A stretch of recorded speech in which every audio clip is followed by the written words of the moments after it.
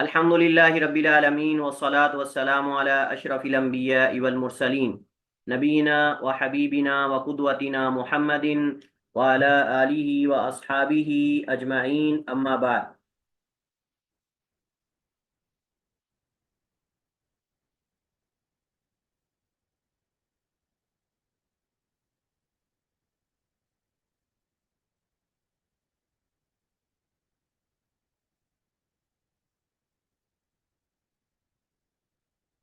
जी मेरी आवाज़ क्लियर है सबको? जी सर। जी जी और इंशाल्लाह सब जाग रहे हैं। जी सर। जी जी सर। चलिए इसी तरह जागते रहें।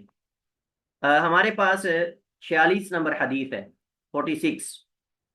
और हदीस के रावी मुगीरा बिन शोबा रजी अल्लाह ताला अन्हु हैं। बयान करते हैं अन्न नबी सल्लल्लाहु अलैहि वसल्लम तवद्दअ फमसह बिनासियतिही व अलल इमामति वल खुफ़ैन, अखरजहु मुस्लिम। हजरत मुगीरा बिन शोबा रजी अल्लाह ताला अन्हु का पूरा मुकम्मल नाम मुगीरा बिन शोबा बिन अबी आमर अस-सकफ़ी है और ये बनु सकीफ से हैं और कुनियत अबू अब्दिल्ला है। गज़वा खंदक के साल मुसलमान हुए और लंबे कद के बारोब शख्सियत थे और ये अहले बैत रिजवान में से एक हैं जिनको अल्लाह ताला ने जन्नती करार दिया और उसके रसूल ने। आपकी एक आंख जंग यरमूक में शहीद हुई और सैयदना मुगीरा बिन शोबा रजी अल्लाह ताला अन्हो की वफ़ात 50 हिजरी को कूफा में हुई और इनसे मरवी अहादीस की तादाद 136 है।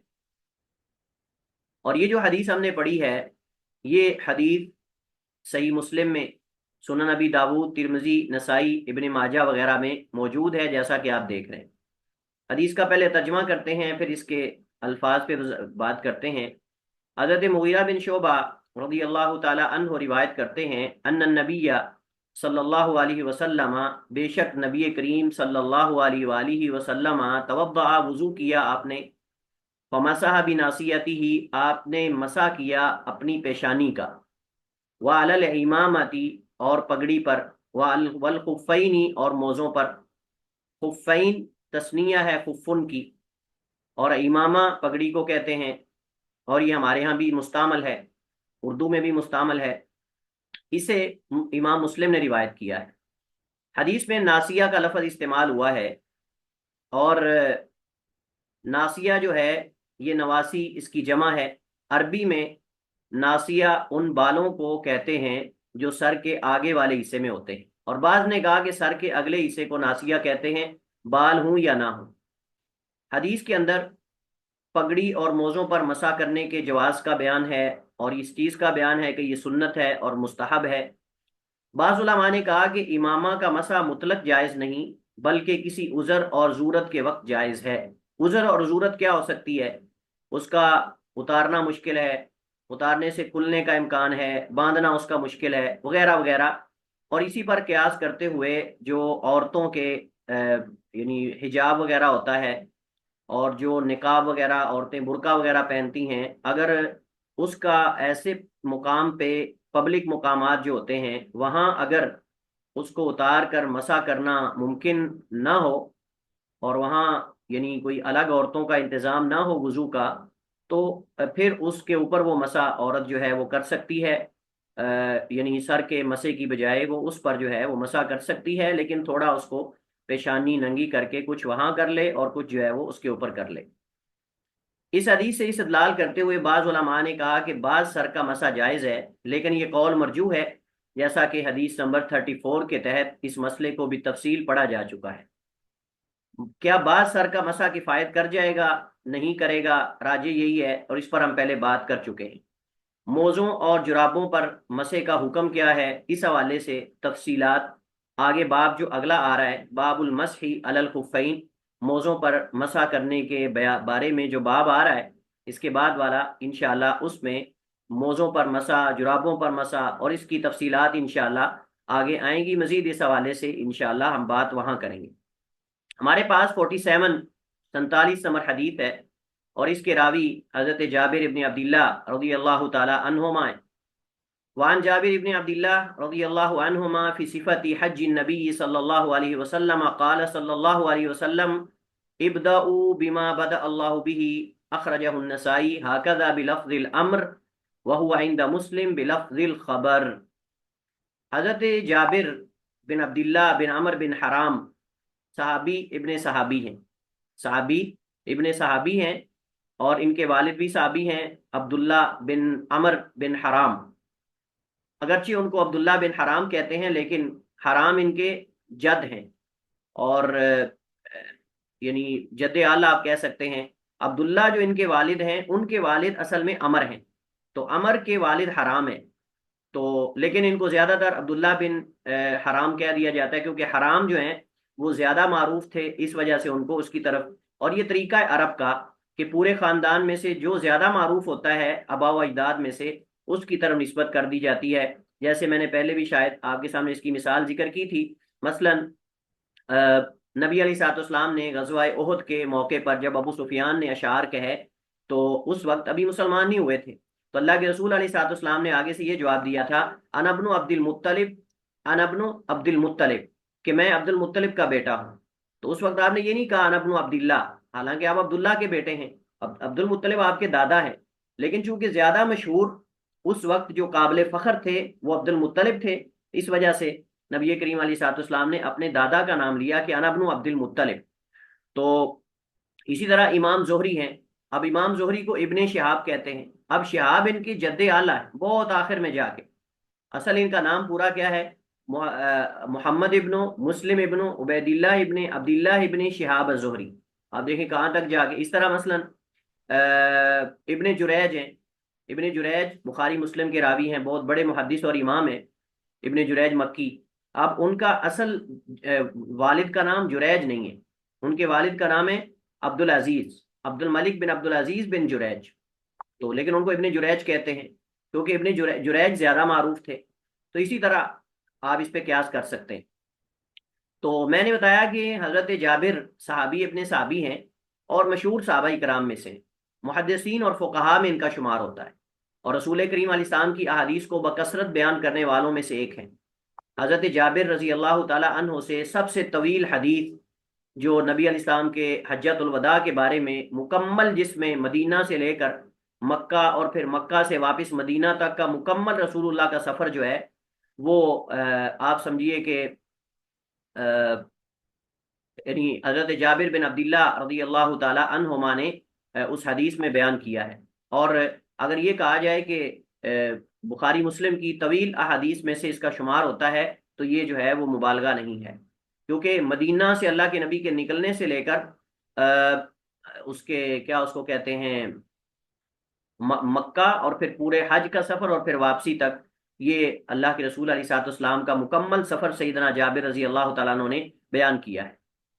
تو حضرت جابر بن عبداللہ رضی اللہ تعالی عنہما بیعت عقبہ سے لے کر رسول اللہ صلی اللہ علیہ وسلم تک کے ساتھ تمام غزوات میں شریک ہوئے سوائے بدر اور احد کے، کیونکہ ان دو غزوات میں ان کے والد حضرت عبداللہ بن حرام اور انہیں ان کی بہن یعنی حضرت عبداللہ بن حرام نے ان کو ان کی بہنوں کی حفاظت کے لیے چھوڑا تھا، کیونکہ اکیلے یہ بھائی تھے، 7 8 ان کی بہنیں تھیں، تو ان کے والد جو عبداللہ بن حرام ہیں انہوں نے ان کو پیچھے یعنی اپنے گھر چھوڑا تھا، اور خود وہ گئے تھے، خود وہ شریک ہوئے تھے، تو اس وجہ سے یہ نہیں شریک ہو سکے۔ حضرت جابر مسجد نبوی میں درس حدیث دیا کرتے تھے، اور آخری عمر میں نابینا ہو گئے تھے، اور تقریباً 74 ہجری کو مدینہ میں فوت ہوئے، اور آپ سے مروی احادیث کی تعداد 1540 ہے، 1540 احادیث کی تعداد ہے، اور یہ بہت بڑی تعداد ہے۔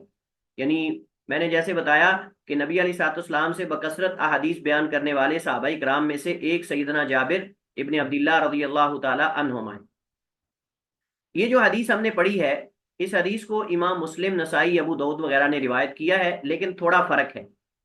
فرق کیا ہے کہ ایک حدیث میں ابداؤ بما بدا اللہ بہ، اب جو ابداؤ بما بدا اللہ بہ امر ہے، اور امر وجوب کا تقاضا کرتا ہے، ٹھیک ہے، جبکہ صحیح مسلم کی حدیث میں ہے ابداؤ بما بدا اللہ بہ۔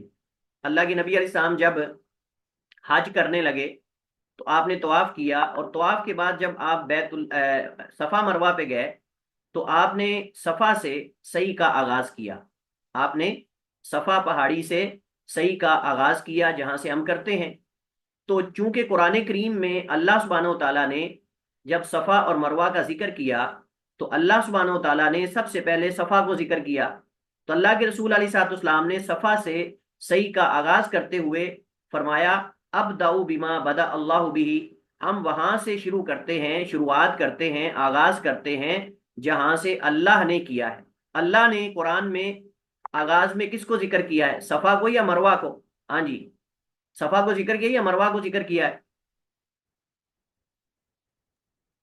صفا پہلے صفا صفا کا ذکر ہے، ان الصفا والمروہ من شعائر اللہ، تو اللہ نے پہلے صفا کو ذکر کیا ہے، تو نبی کریم علیہ الصلوۃ والسلام نے اس وجہ سے یہ آیت پڑھی اور آپ نے فرمایا ابدأ بما بدأ اللہ بھی، کہ میں ابدأ، میں ابتدا کرتا ہوں، شروعات کرتا ہوں، آغاز کرتا ہوں اس چیز سے جس سے اللہ سبحانہ و تعالیٰ نے ابتدا کی ہے، یعنی ذکر کرنے میں، اور وہ صفا تھی۔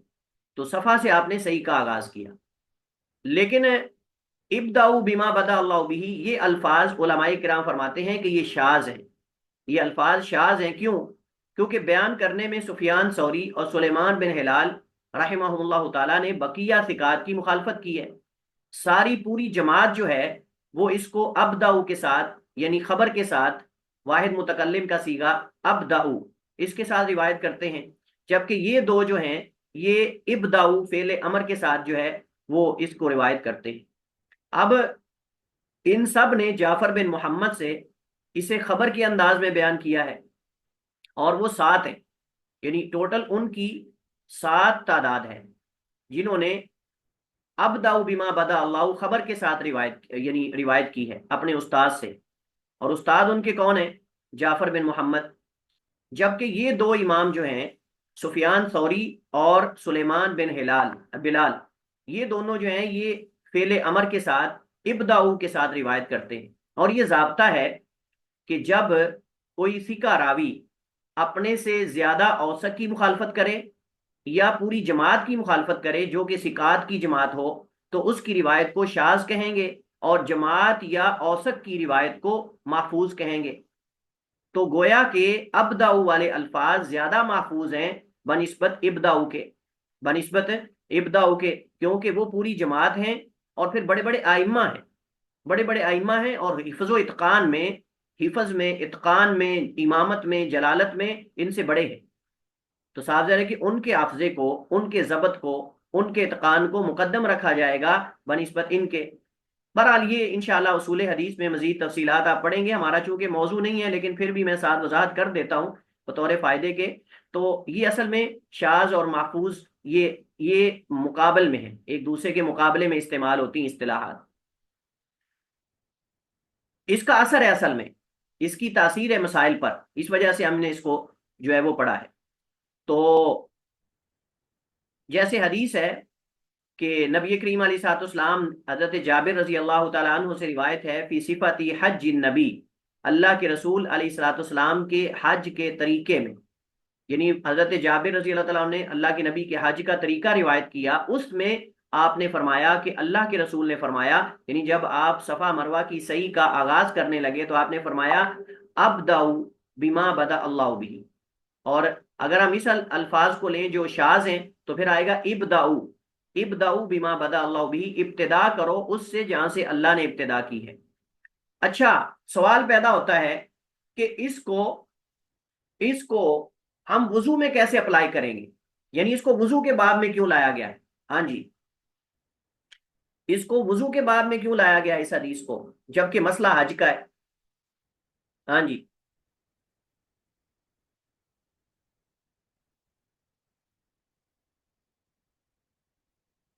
بتائیے۔ سر یہ مسا کے بارے میں ہوگا کہ مسا کہاں سے اسٹارٹ کرنا ہے؟ قرآن میں بتایا گیا ہے، قرآن میں بتایا گیا کہاں سے سٹارٹ کرنا ہے؟ قرآن کا تو مجھے نہیں پتا، ویسے میں نے اس سے اندازہ لگایا۔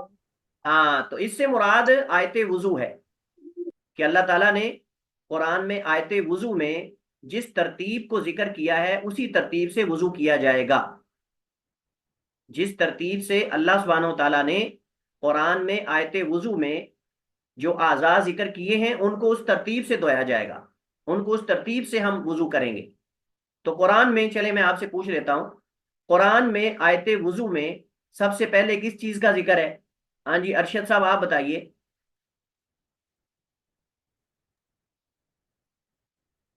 سب آیت سے پہلے وضو میں سب سے پہلے کس چیز کا ذکر ہے؟ سب سے پہلے اس میں یعنی کہ چہرہ دھونے کا ذکر ہے۔ احسنت، چہرے کا ذکر ہے۔ اب سوال یہ ہے، عدیلہ آپ بتائیں، عدیلہ آپ بتائیں کہ پہلے تو ہم ہاتھ دھوتے ہیں، جبکہ آیت وضو میں جو ہے وہ پہلے چہرے کا ذکر ہے، تو یہ کیا ہوا؟ ہاں عدیلہ۔ جی سر، نہیں ذہن میں نہیں آ رہا اس نام سے۔ چلیں گھمائیں ذہن کو تب تک۔ ہمارا آپ بتائیں۔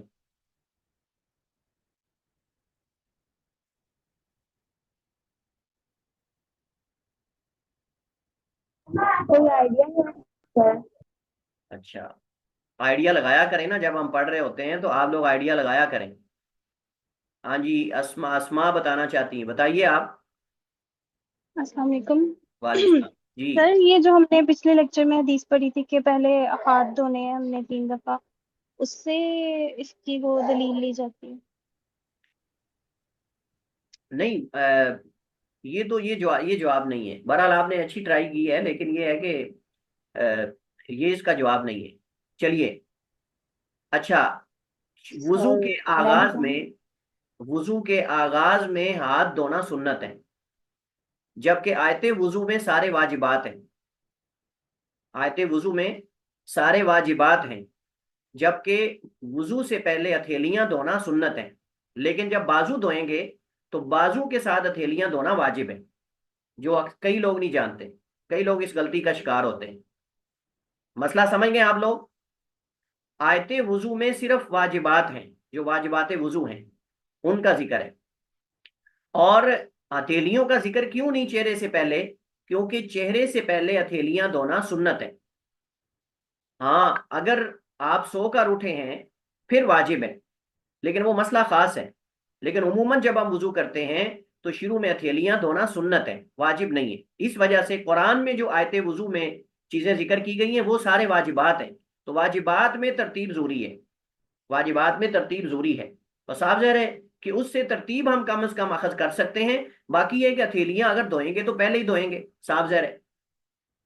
لیکن مقصد یہ ہے کہ اس میں جو ترتیب ہے اسی کو ملحوظ رکھیں گے، اسی کو ملحوظ رکھیں گے، جیسا کہ اس پہ انشاءاللہ ہم آگے بات کرتے ہیں۔ تو مسئلہ سمجھ گئے آپ لوگ؟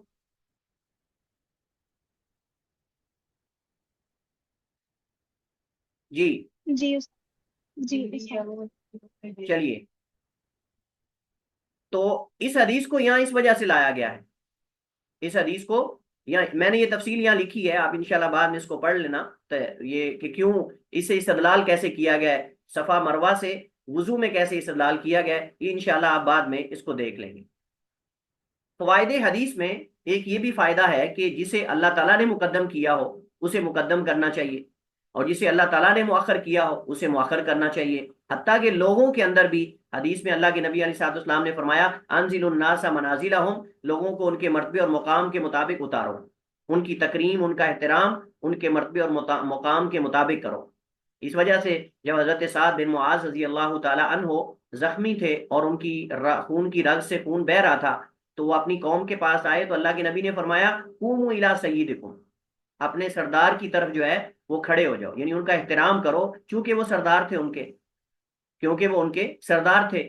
تو اللہ کے نبی علیہ الصلوۃ والسلام لوگوں سے تعامل ان کے مطابق کرتے تھے، ان کے مطابق تقوی، ایمان، سب چیزوں کو دیکھ کر۔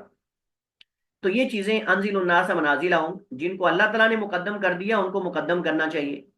اور نبی کریم علیہ السلام کی حدیث صحیح مسلم میں، ہمارے ہاں تو لوگ اپنے نام کے ساتھ سید لکھ لیتے ہیں تو پتہ نہیں اس کہاں چڑھ جاتے ہیں، وہ نام میں سید لکھ کے تو وہ اپنے آپ کو گویا کہ وہ بالکل معذور سمجھتے ہیں، مرفوع القلم سمجھتے ہیں، بس نام میں سید ہے تو جو چاہو کرو، مسئلہ ہی نہیں۔ کیوں جی یہ سید ہے، ہم سید ہوتے ہیں، ہم سید ہوتے ہیں تو اس کا مطلب یہ ہے کہ شرابیں پئیں، نشہ کریں، جو مرضی کریں، سارے جرائم سید ہی کریں گے؟ تو نبی علیہ السلام کی حدیث سن لیجئے، صحیح مسلم میں اللہ کے نبی علیہ السلام نے فرمایا من بطا به عملہ لم یسری به نسبہ، جسے اس کے عمل نے پیچھے کر دیا ہو اسے اس کا نسب آگے نہیں کر سکتا، اس کا نسب اسے آگے نہیں لے جا سکتا، چاہے آپ سید زادے ہیں جو بھی ہیں، اللہ نے عمل دیکھنے ہیں، آپ کے عمل کیا ہے۔ اگر اللہ تعالیٰ نے قرابت داری دیکھنی ہوتی تو ابو لہب اللہ کے نبی کے چچا ہیں، لیکن اللہ نے قرآن کریم کے اندر جو ہے تبت یدا ابی لہب اتاری۔ اسی طرح حدیث سے یہ بھی معلوم ہوتا ہے کہ اعتبار الفاظ کے، یعنی اعتبار الفاظ کے عموم کا ہوگا، سبب کے خاص ہونے کا نہیں۔ یعنی اب کوئی بندہ یہ نہ کہے کہ جی الفاظ جو ہیں وہ تو صفا مروہ کے بارے میں اور آپ استدلال اس سے وضو کے بارے میں کر رہے ہیں، تو مسئلے سے استدلال ہو سکتا ہے، الفاظ جو ہے وہ آپ سمجھے ان کے عموم کا ہے، خصوص کا نہیں۔ اچھا وہ سبب تو حج کا ہے تو آپ اس کو وضو پہ لے رہے ہیں، تو یہ قاعدہ ہے العبرۃ بعموم اللفظ لا بخصوص السبب، العبرۃ بعموم اللفظ لا بخصوص السبب، کہ اصل اعتبار لفظ کے عموم کا ہے، یعنی الفاظ کے عموم کا ہے، نہ کہ اس کے سبب کے خاص ہونے کا۔ قرآن کی آیت اگر کوئی کسی خاص صحابی کے بارے میں اتری ہے تو اس کا مطلب یہ نہیں کہ امت کے لیے نہیں۔ اگر اللہ کے نبی نے کسی خاص صحابی کو حکم دیا تو اس کا مطلب یہ نہیں کہ باقیوں کے لیے نہیں۔ اگر ایک کو حکم ثابت ہو گیا تو باقیوں کے لیے بھی ہے، باقیوں کے لیے بھی۔ ہاں اگر خصوصیت کی کوئی دلیل آ جاتی ہے تو پھر اس پہ عمل ہوگا۔ جیسے اللہ کے نبی علیہ السلام نے ایک صحابی کو دیکھا کہ انہوں نے جانور جو ہے وہ قربانی سے پہلے ذبح، نماز سے پہلے ذبح کر لیا، نماز عید سے پہلے، عید الاضحیٰ کے موقع پر اس صحابی نے جانور پہلے ذبح کر لیا، مسئلے کا علم نہیں تھا۔ اللہ کے رسول کو جب علم ہوا تو آپ نے فرمایا کہ تمہاری یہ قربانی نہیں ہوئی، الگ جانور کرو۔ تو انہوں نے کہا اللہ کے رسول میرے پاس تو بکری کا ایک بکری چھوٹی سی ہے جس کو ہمارے یہاں پٹھوری بولتے ہیں، اور وہ تو ابھی تک دونتی بھی نہیں۔ تو اللہ کے رسول نے فرمایا کہ ٹھیک ہے تم اس کو ذبح کر لو، لیکن یہ تمہارے لیے خاص ہے، یہ تمہارے لیے خاص ہے، تمہارے علاوہ کسی اور کے لیے نہیں۔ جب خاص ہوتا تو آپ بتا دیتے تھے کہ یہ تمہارے لیے خاص ہے، لیکن جب کسی صحابی کو آپ نے حکم دیا تو سب کے لیے۔ اب مثلا آیت جو کفارہ زہار ہے، اب زہار کا کفارہ جو ہے وہ سورہ جو ہے مجادلہ کے اندر موجود ہے۔ اب ہم کہیں کہ یہ صحابی اوس بن صامت کے بارے میں ہے، اب کوئی اور اگر کر لیتا ہے تو اس کے لیے نہیں۔ اس طرح تو شریعت کے اکثر مسائل محدود ہو کے رہ جائیں گے، پھر اس طرح تو آدھی شریعت پہ عمل ہی نہیں ہو سکے گا۔ تو اس وجہ سے اصل اعتبار الفاظ کے عموم کا ہے، سبب کے خاص ہونے کا نہیں، کہ سبب کس وجہ سے آپ نے یہ کیا۔ اس حدیث میں جو مسئلہ ڈسکس کیا جاتا ہے، موضوع بحث بنایا جاتا ہے، وہ وضو میں ترتیب کا مسئلہ ہے کہ وضو میں ترتیب کیا لازم ہے کہ نہیں۔ اس میں اختلاف ہے، لیکن راجح یہی ہے کہ وضو میں ترتیب واجب ہے۔ وجہ کیا ہے؟ وجہ آیت وضو ہے کہ آیت وضو میں اللہ سبحانہ و تعالیٰ نے دھونے والے اعضاء کے درمیان اللہ نے مسح کو ذکر کیا ہے۔ حالانکہ عرب کا طریقہ یہ ہے کہ عرب جو ہیں وہ جب کن چیزوں کو اکٹھا ذکر کرتے ہیں تو ایک طرح کی چیزیں پہلے ذکر کر دیتے ہیں اور دوسری چیزیں الگ، مثلا کیٹاگریز بناتے ہیں کہ یہ دھونے والے اعضاء ہیں اور یہ مسح والے اعضاء ہیں۔ تو اللہ سبحانہ و تعالیٰ کا آیت وضو میں سر کے مسح کو چہرہ دھونے اور بازو دھونے اور پاؤں دھونے کے درمیان ذکر کرنا اس بات کی دلیل ہے کہ سر کا مسح واجب ہے، اور اسی وجہ سے ترتیب کو منحوس رکھا گیا۔ وگرنہ ہم اکثر کیا کہتے ہیں؟ ہم کہتے ہیں زید آیا، بکر آیا، عمر آیا، عمار آیا، فلاں آیا اور گدھا آیا اور فلاں چیز آئی، بھینس آئی، بلی آئی، فلاں چیز آئی، ہم ان کو الگ ذکر کرتے ہیں اور انسانوں کو الگ ذکر کرتے ہیں، سونا چاندی الگ ذکر کر کے پھر ہم کہتے ہیں غلہ، مثلا گندم، چاول، جو، فلاں فلاں کیٹاگریز بناتے ہیں نا ہم۔ تو اللہ سبحانہ و تعالیٰ نے آیت وضو کے اندر دھونے والے اعضاء کے درمیان مسح کو ذکر کیا ہے، اور یہ اس بات کی دلیل ہے کہ سر کا مسح اور یہ ساری ترتیب واجب ہے۔ یہ نہیں ہے کہ آپ پہلے سر کا مسح کر لیں اور بعد میں جو ہے بازو دھو لیں اور بعد میں چہرہ دھو لیں، یا پہلے پاؤں سے آغاز کریں، ایسا نہیں ہوگا۔ ہاں اگر بھول کر ایسا ہو جاتا ہے وہ ایک الگ مسئلہ ہے، لیکن قصدن ترتیب کو الٹ کرنا یا تقدیم و تاخیر کرنا یہ جائز نہیں، راجح یہ ہے۔ باقی اختلاف اور تفصیلات یہاں موجود ہیں، آپ اس کو دیکھ سکتے ہیں۔ نبی علیہ السلام نے ہمیشہ وضو ترتیب کے ساتھ کیا ہے۔ صحابہ کرام جنہوں نے اللہ کے رسول کے وضو کے طریقے بتائے ہیں، نقل کیے ہیں، انہوں نے بھی یہ بتایا کہ اللہ کے نبی نے کبھی ترتیب سے ہٹ کر وضو نہیں کیا، کبھی ترتیب سے ہٹ کر وضو نہیں کیا۔ بعض روایات صحابہ کرام کی پیش کی جاتی ہیں جو قابل استدلال نہیں ہے، یعنی اس سے یہ ثابت نہیں ہوتا کہ وضو جو ہے وہ اس کو کیا کہتے ہیں، یعنی بغیر ترتیب کے بھی ہو سکتا ہے۔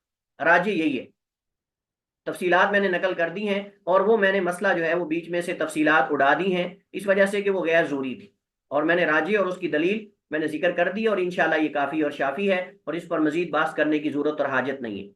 کلیئر ہے جی؟ ایکٹیو رہیں آپ، ایکٹیو رہیں، اور کلاس کے دوران 3 کام نہیں 2 کر لیا کریں، 3 کام نہ کیا کریں، یہی آن لائن کے مسائل ہیں۔ ادھر کلاس لے رہا ہو بندہ، ادھر سے ساتھ ہانڈی شانڈی بنا رہا ہو، اور ادھر سے ساتھ چائے شائے پی رہا ہو، اور ادھر سے گپیں ہانک رہا ہو، اور ساتھ کہہ رہا ہو دیکھو استاد کیا کہہ رہا ہے۔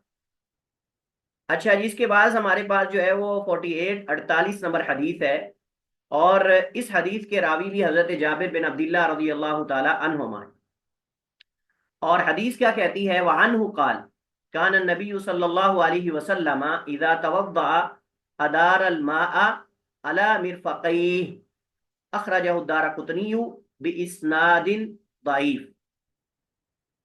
حضرت جابر رضی اللہ تعالی عنہ سے روایت ہے، فرماتے ہیں کان النبی صلی اللہ علیہ وسلم اذا توضع ادار الماء على مرفقیہ، جب اللہ کے نبی وضو فرماتے تو گھماتے۔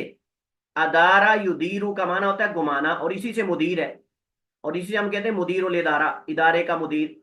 مدیر کو بھی مدیر اس وجہ سے کہتے ہیں کہ وہ سارے معاملات کو چلا رہا ہوتا ہے، سارے معاملات کو چلا رہا ہوتا ہے، اور بعض دفعہ گھما بھی رہا ہوتا ہے، اور بعض دفعہ سارے بندوں کو گھما بھی رہا ہوتا ہے۔ مدیر جو ہوتا ہے نا، وہ بعض دفعہ گھما رہا ہوتا ہے، بعض دفعہ چلا رہا ہوتا ہے۔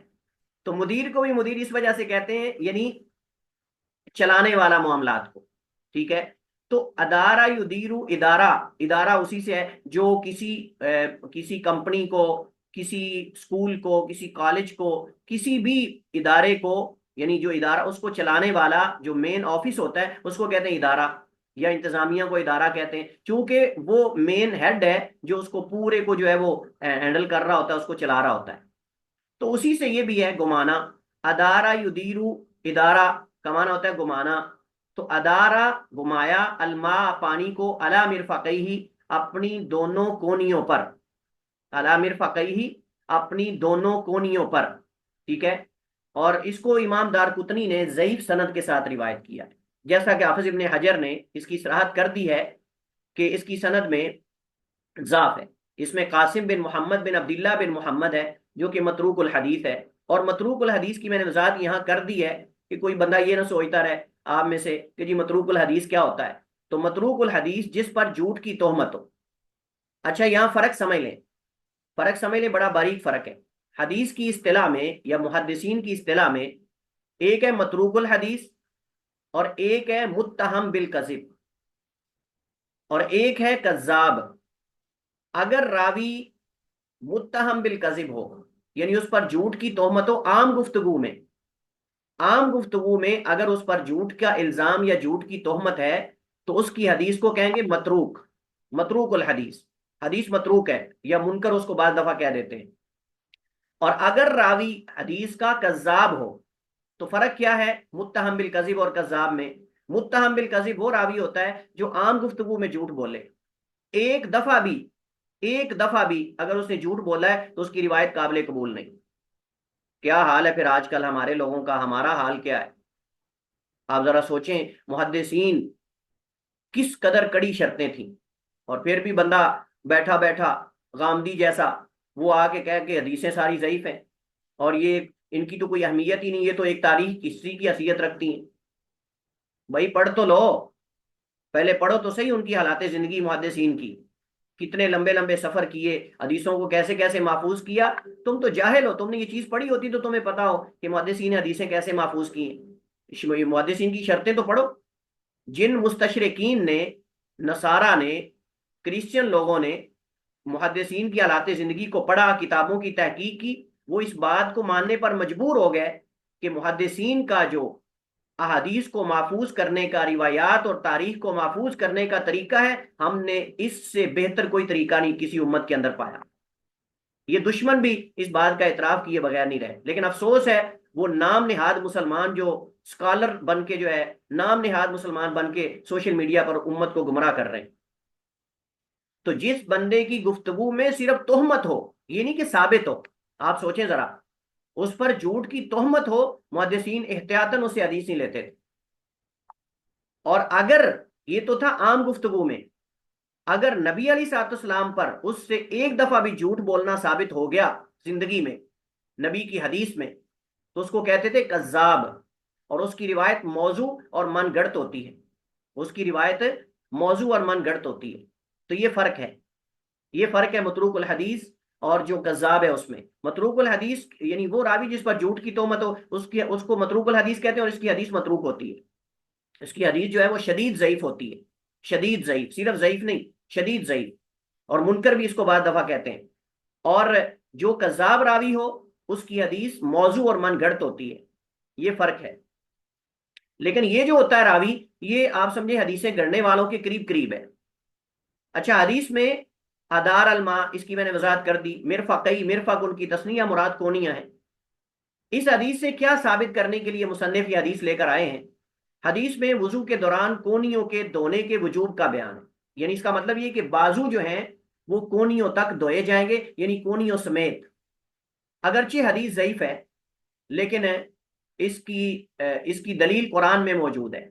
इसकी दलील जो है वो कुरान में मौजूद है, जैसा कि हम इस पे बात करते हैं। तो दौरान वुजू दोनों हाथों की कोनियों को धोना, क्या ये वाजिब है या नहीं, यानी कोनियां बाजू में शामिल हैं कि नहीं, ये एक इख्तिलाफी फिकी मसला है। बतौर फायदे के ये हम पढ़ लेते हैं ताकि आपको पता चले कि कैसे कैसे इस्तेदलाल करते हैं मुहद्दिसीन। इस पर तमाम फुक़हा का इत्तेफाक है कि हाथों का कोनियों तक धोना वाजिब है, कोनियों तक, जैसा कि आयत वुजू में है व अयदियकुम इलल मराफिक, और अपने हाथों को धो यानी बाजुओं को, मराफिक कोनियों तक। लेकिन क्या कोनियों समेत धोना ये वाजिब है या कोनियों तक धोना वाजिब है? इसमें इख्तिलाफ है कि कोनियां दाखिल हैं धोने में या नहीं। राजी यही है कि हाथों का कोनियों समेत धोना वाजिब है। दलाइल क्या है? एक तो दलील हजरत अबू हुरैरा रजी अल्लाह तआला अन्हु की, नुआइम बिन मुजमिर बयान करते हैं, शागिर्द हजरत अबू हुरैरा के ताबी हैं। रई तो अबा हुरैरा, मैंने अबू हुरैरा को देखा रजी अल्लाह तआला अन्हु को यतवद्दा, वुजू कर रहे थे। फगसल वजहू, अपना चेहरा धोया। फासबागल वुदू, बड़ी अच्छी तरह वुजू किया, यानी मुकम्मल पानी पहुंचाया। तुम्मा गसल यदाहुल युमना, फिर अपना दायां बाजू धोया। हत्ता अशराफिल अदुदी, हत्ता के जो है वो आप समझे कि जो डोले हैं वहां तक ले गए, यानी बगलों तक। तुम्मा यदाहुल युसरा, यानी मतलब कि कोनियों से ऊपर तक ले गए, कोनियां भी नहीं, कोनियों से भी आगे तक ले गए। तुम्मा यदाहुल युसरा, फिर अपना बायां इसी तरह ताकि उसको कोनियों से ऊपर तक ले गए। तुम्मा मसा रासा, फिर अपने सर का मसा किया। तुम्मा गसा रिजलहुल युमना, फिर अपने दाएं कदम को धोया। हत्ता अशराफि साक, हत्ता के पिंडली तक ले गए, यानी कौन जो टखने हैं उनसे ऊपर तक ले गए। तुम्मा गसला रिजला, इससे मसला ये भी हल हो गया कि टखने भी बाजू के पाँव के अंदर शामिल है। पाँव जब धोएंगे तो टखनों समेत धोएंगे। लिहाजा इससे मसाइल बड़े बड़े असरात हैं इसके मसाइल पर। हमारे यहाँ आजकल नौजवान फैंसी जुराबें पहनते हैं, खवातीन भी बाज पहनती हैं और नौजवान भी फैंसी जुराबें पहनते हैं, और वो जुराबें टखनों तक या टखनों से नीचे तक होती हैं, टखनों से ऊपर तक नहीं होती। ऐसी जुराबों पर मसा नहीं हो सकता। ऐसी जुराबों पर अगर वो मसा करेगा तो उसका वुजू नहीं है, बातिल है वुजू उसका। क्यों? क्योंकि टखनों को पांव समेत धोना वाजिब है। राजी मौकफ यही है, टखने धोने में शामिल है। हम इस पे जो दलील इसकी है वही दलील उसकी है, जो दलील इसकी है वही दलील उसकी है। हत्ता अशराफिस, और ये सिर्फ दलील, ये हदीस नहीं, और भी दलाइल है, मैं जिक्र करता हूं। हत्ता अशराफिस, लिहाजा ये जो फैंसी जुराबें हैं आजकल निकली हैं जो टखनों से नीचे तक चलती हैं, इन पे मसा नहीं होता। मसा उन जुराबों पर या उन मोजों पर होता है जो टखने से ऊपर तक हो, जो टखनों से ऊपर तक हो। हाँ, अगर आपने जुराबें पहनी हुई हैं टखनों से ऊपर तक, मोजे पहने हुए हैं और बूट पहने हुए हैं, या बूट आपके टखनों से ऊपर तक हैं, जैसे ये सिक्योरिटी वालों के होते हैं, पुलिस फौज वगैरह के, उन पर मसा हो सकता है, बशर्ते कि हालत तहारत में पहने। जैसा कि इंशाअल्लाह मस अल खुफैन वाले बाब, अगले बाब में जब हम शुरू करेंगे अगले लेक्चर में इंशाअल्लाह, तो मोज़ों और जुराबों के मसाइल इंशाअल्लाह हम वहां पढ़ेंगे। अच्छा, तो हत्ता कि उसको पिंडली पिंडली तक ले गए, यानी पिंडली तक ले गए ऊपर तक। तुम्मा गसा रिजलाहुल युसरा, फिर बायां इसी तरह। तुम्मा काला, फिर फरमाया हाकदा रअयतु रसूल अल्लाह यतवद्दा, इसी तरह मैंने अल्लाह के रसूल अलैहि सलाम को देखा वुजू फरमा रहे थे। इसमें महल्ले शाहिद क्या है, हत्ता अशराफिल अदुदी, हत्ता के बाजू का भी एक हिस्सा धो डाला, यानी ऊपर तक, यानी कोनियों से ऊपर तक ले गए। हजरत अबू हुरैरा रजी अल्लाह तआला ने वुजू में अपना पूरा बाजू धोया और फरमाया कि मैंने रसूलुल्लाह सल्लल्लाहु अलैहि वसल्लम को भी ऐसे ही वुजू करते देखा, यानी कोनियों से ऊपर तक। हजरत जाबिर रजी अल्लाह तआला अन्हु की जो हदीस हमने अभी नकल की है कि कोनियों पर पानी घुमाया, ये दलील है कि कोनियां धोना वाजिब है। अगरचे हदीस ज़ईफ है, लेकिन बाज़ उलमा ने इसकी तस्हीह भी की है। बाज़ उलमा ने यानी शेख अलबानी रहमतुल्लाह ताला ने और बाज़ उलमा ने इसको सही भी कहा है, जबकि अक्सर ने इसको ज़ईफ कहा है, लेकिन माना उसका सही है क्योंकि कुरान की आयत से उसकी जो है वो तईद मिल रही। अच्छा, अब सवाल ये है कि भाई जो इला है, इलल मिरफकैन इलल काबैन, ये इला जो है, क्या ये हद और बाउंड्री बताने के लिए है या उसको शामिल करने के लिए हद को महदूद में, हद को महदूद में शामिल करने के लिए इला लाया गया है, या ये उस तक बताने के लिए है? तो इसका जाब्ता ये है, जो कहते हैं कि कोनियां बाजू में शामिल नहीं और टखने पाँव में शामिल नहीं, वो कहते हैं कुरान करीम में अल्लाह ताला फरमाता है तुम मातिम सियामा इलल लैल, फिर रोजे को रात तक पूरा करो, वहां भी इला है, तुम मातिम सियामा इलल लैल, फिर रोजे को रात तक पूरा करो, वो कहते हैं वहां भी इला है। और हम रात को तो रोजा नहीं रखते, हम तो जो ही रात का आगाज होता है सूर्य गुरूब होने से हम रोजा इफ्तार कर लेते हैं। लिहाजा अगर तुम कहते हो कि इला ये हद को महदूद में शामिल करने के लिए है, तो फिर तुम रोजा लेट इफ्तार किया करो जैसे शिया हजरात करते हैं। वो कहते हैं कि तुम वहां तो रोजा फौरन गुरूब आफ्ताब के वक्त कर लेते हो इफ्तार, जबकि तुम यहां कह रहे हो कि टखने जो है वो इसमें शामिल हैं, वहां तुम रात को शामिल नहीं करते इसमें। तो इसका जवाब इमाम मुबर्रिद ने दिया है। इमाम मुबर्रिद बहुत बड़े नाहवी हैं, हावी अल कबीर के अंदर उन्होंने लिखा कि हद जब महदूद की जिन्स में से हो, हद जब महदूद की जिन्स में से हो तो महदूद में शुमार होगी, और अगर उसकी जिन्स में से ना हो तो उस महदूद में शुमार नहीं होगी। मिसाल के तौर पर मैं आपसे पूछना चाहता हूं, रात और दिन दोनों एक है या फर्क है?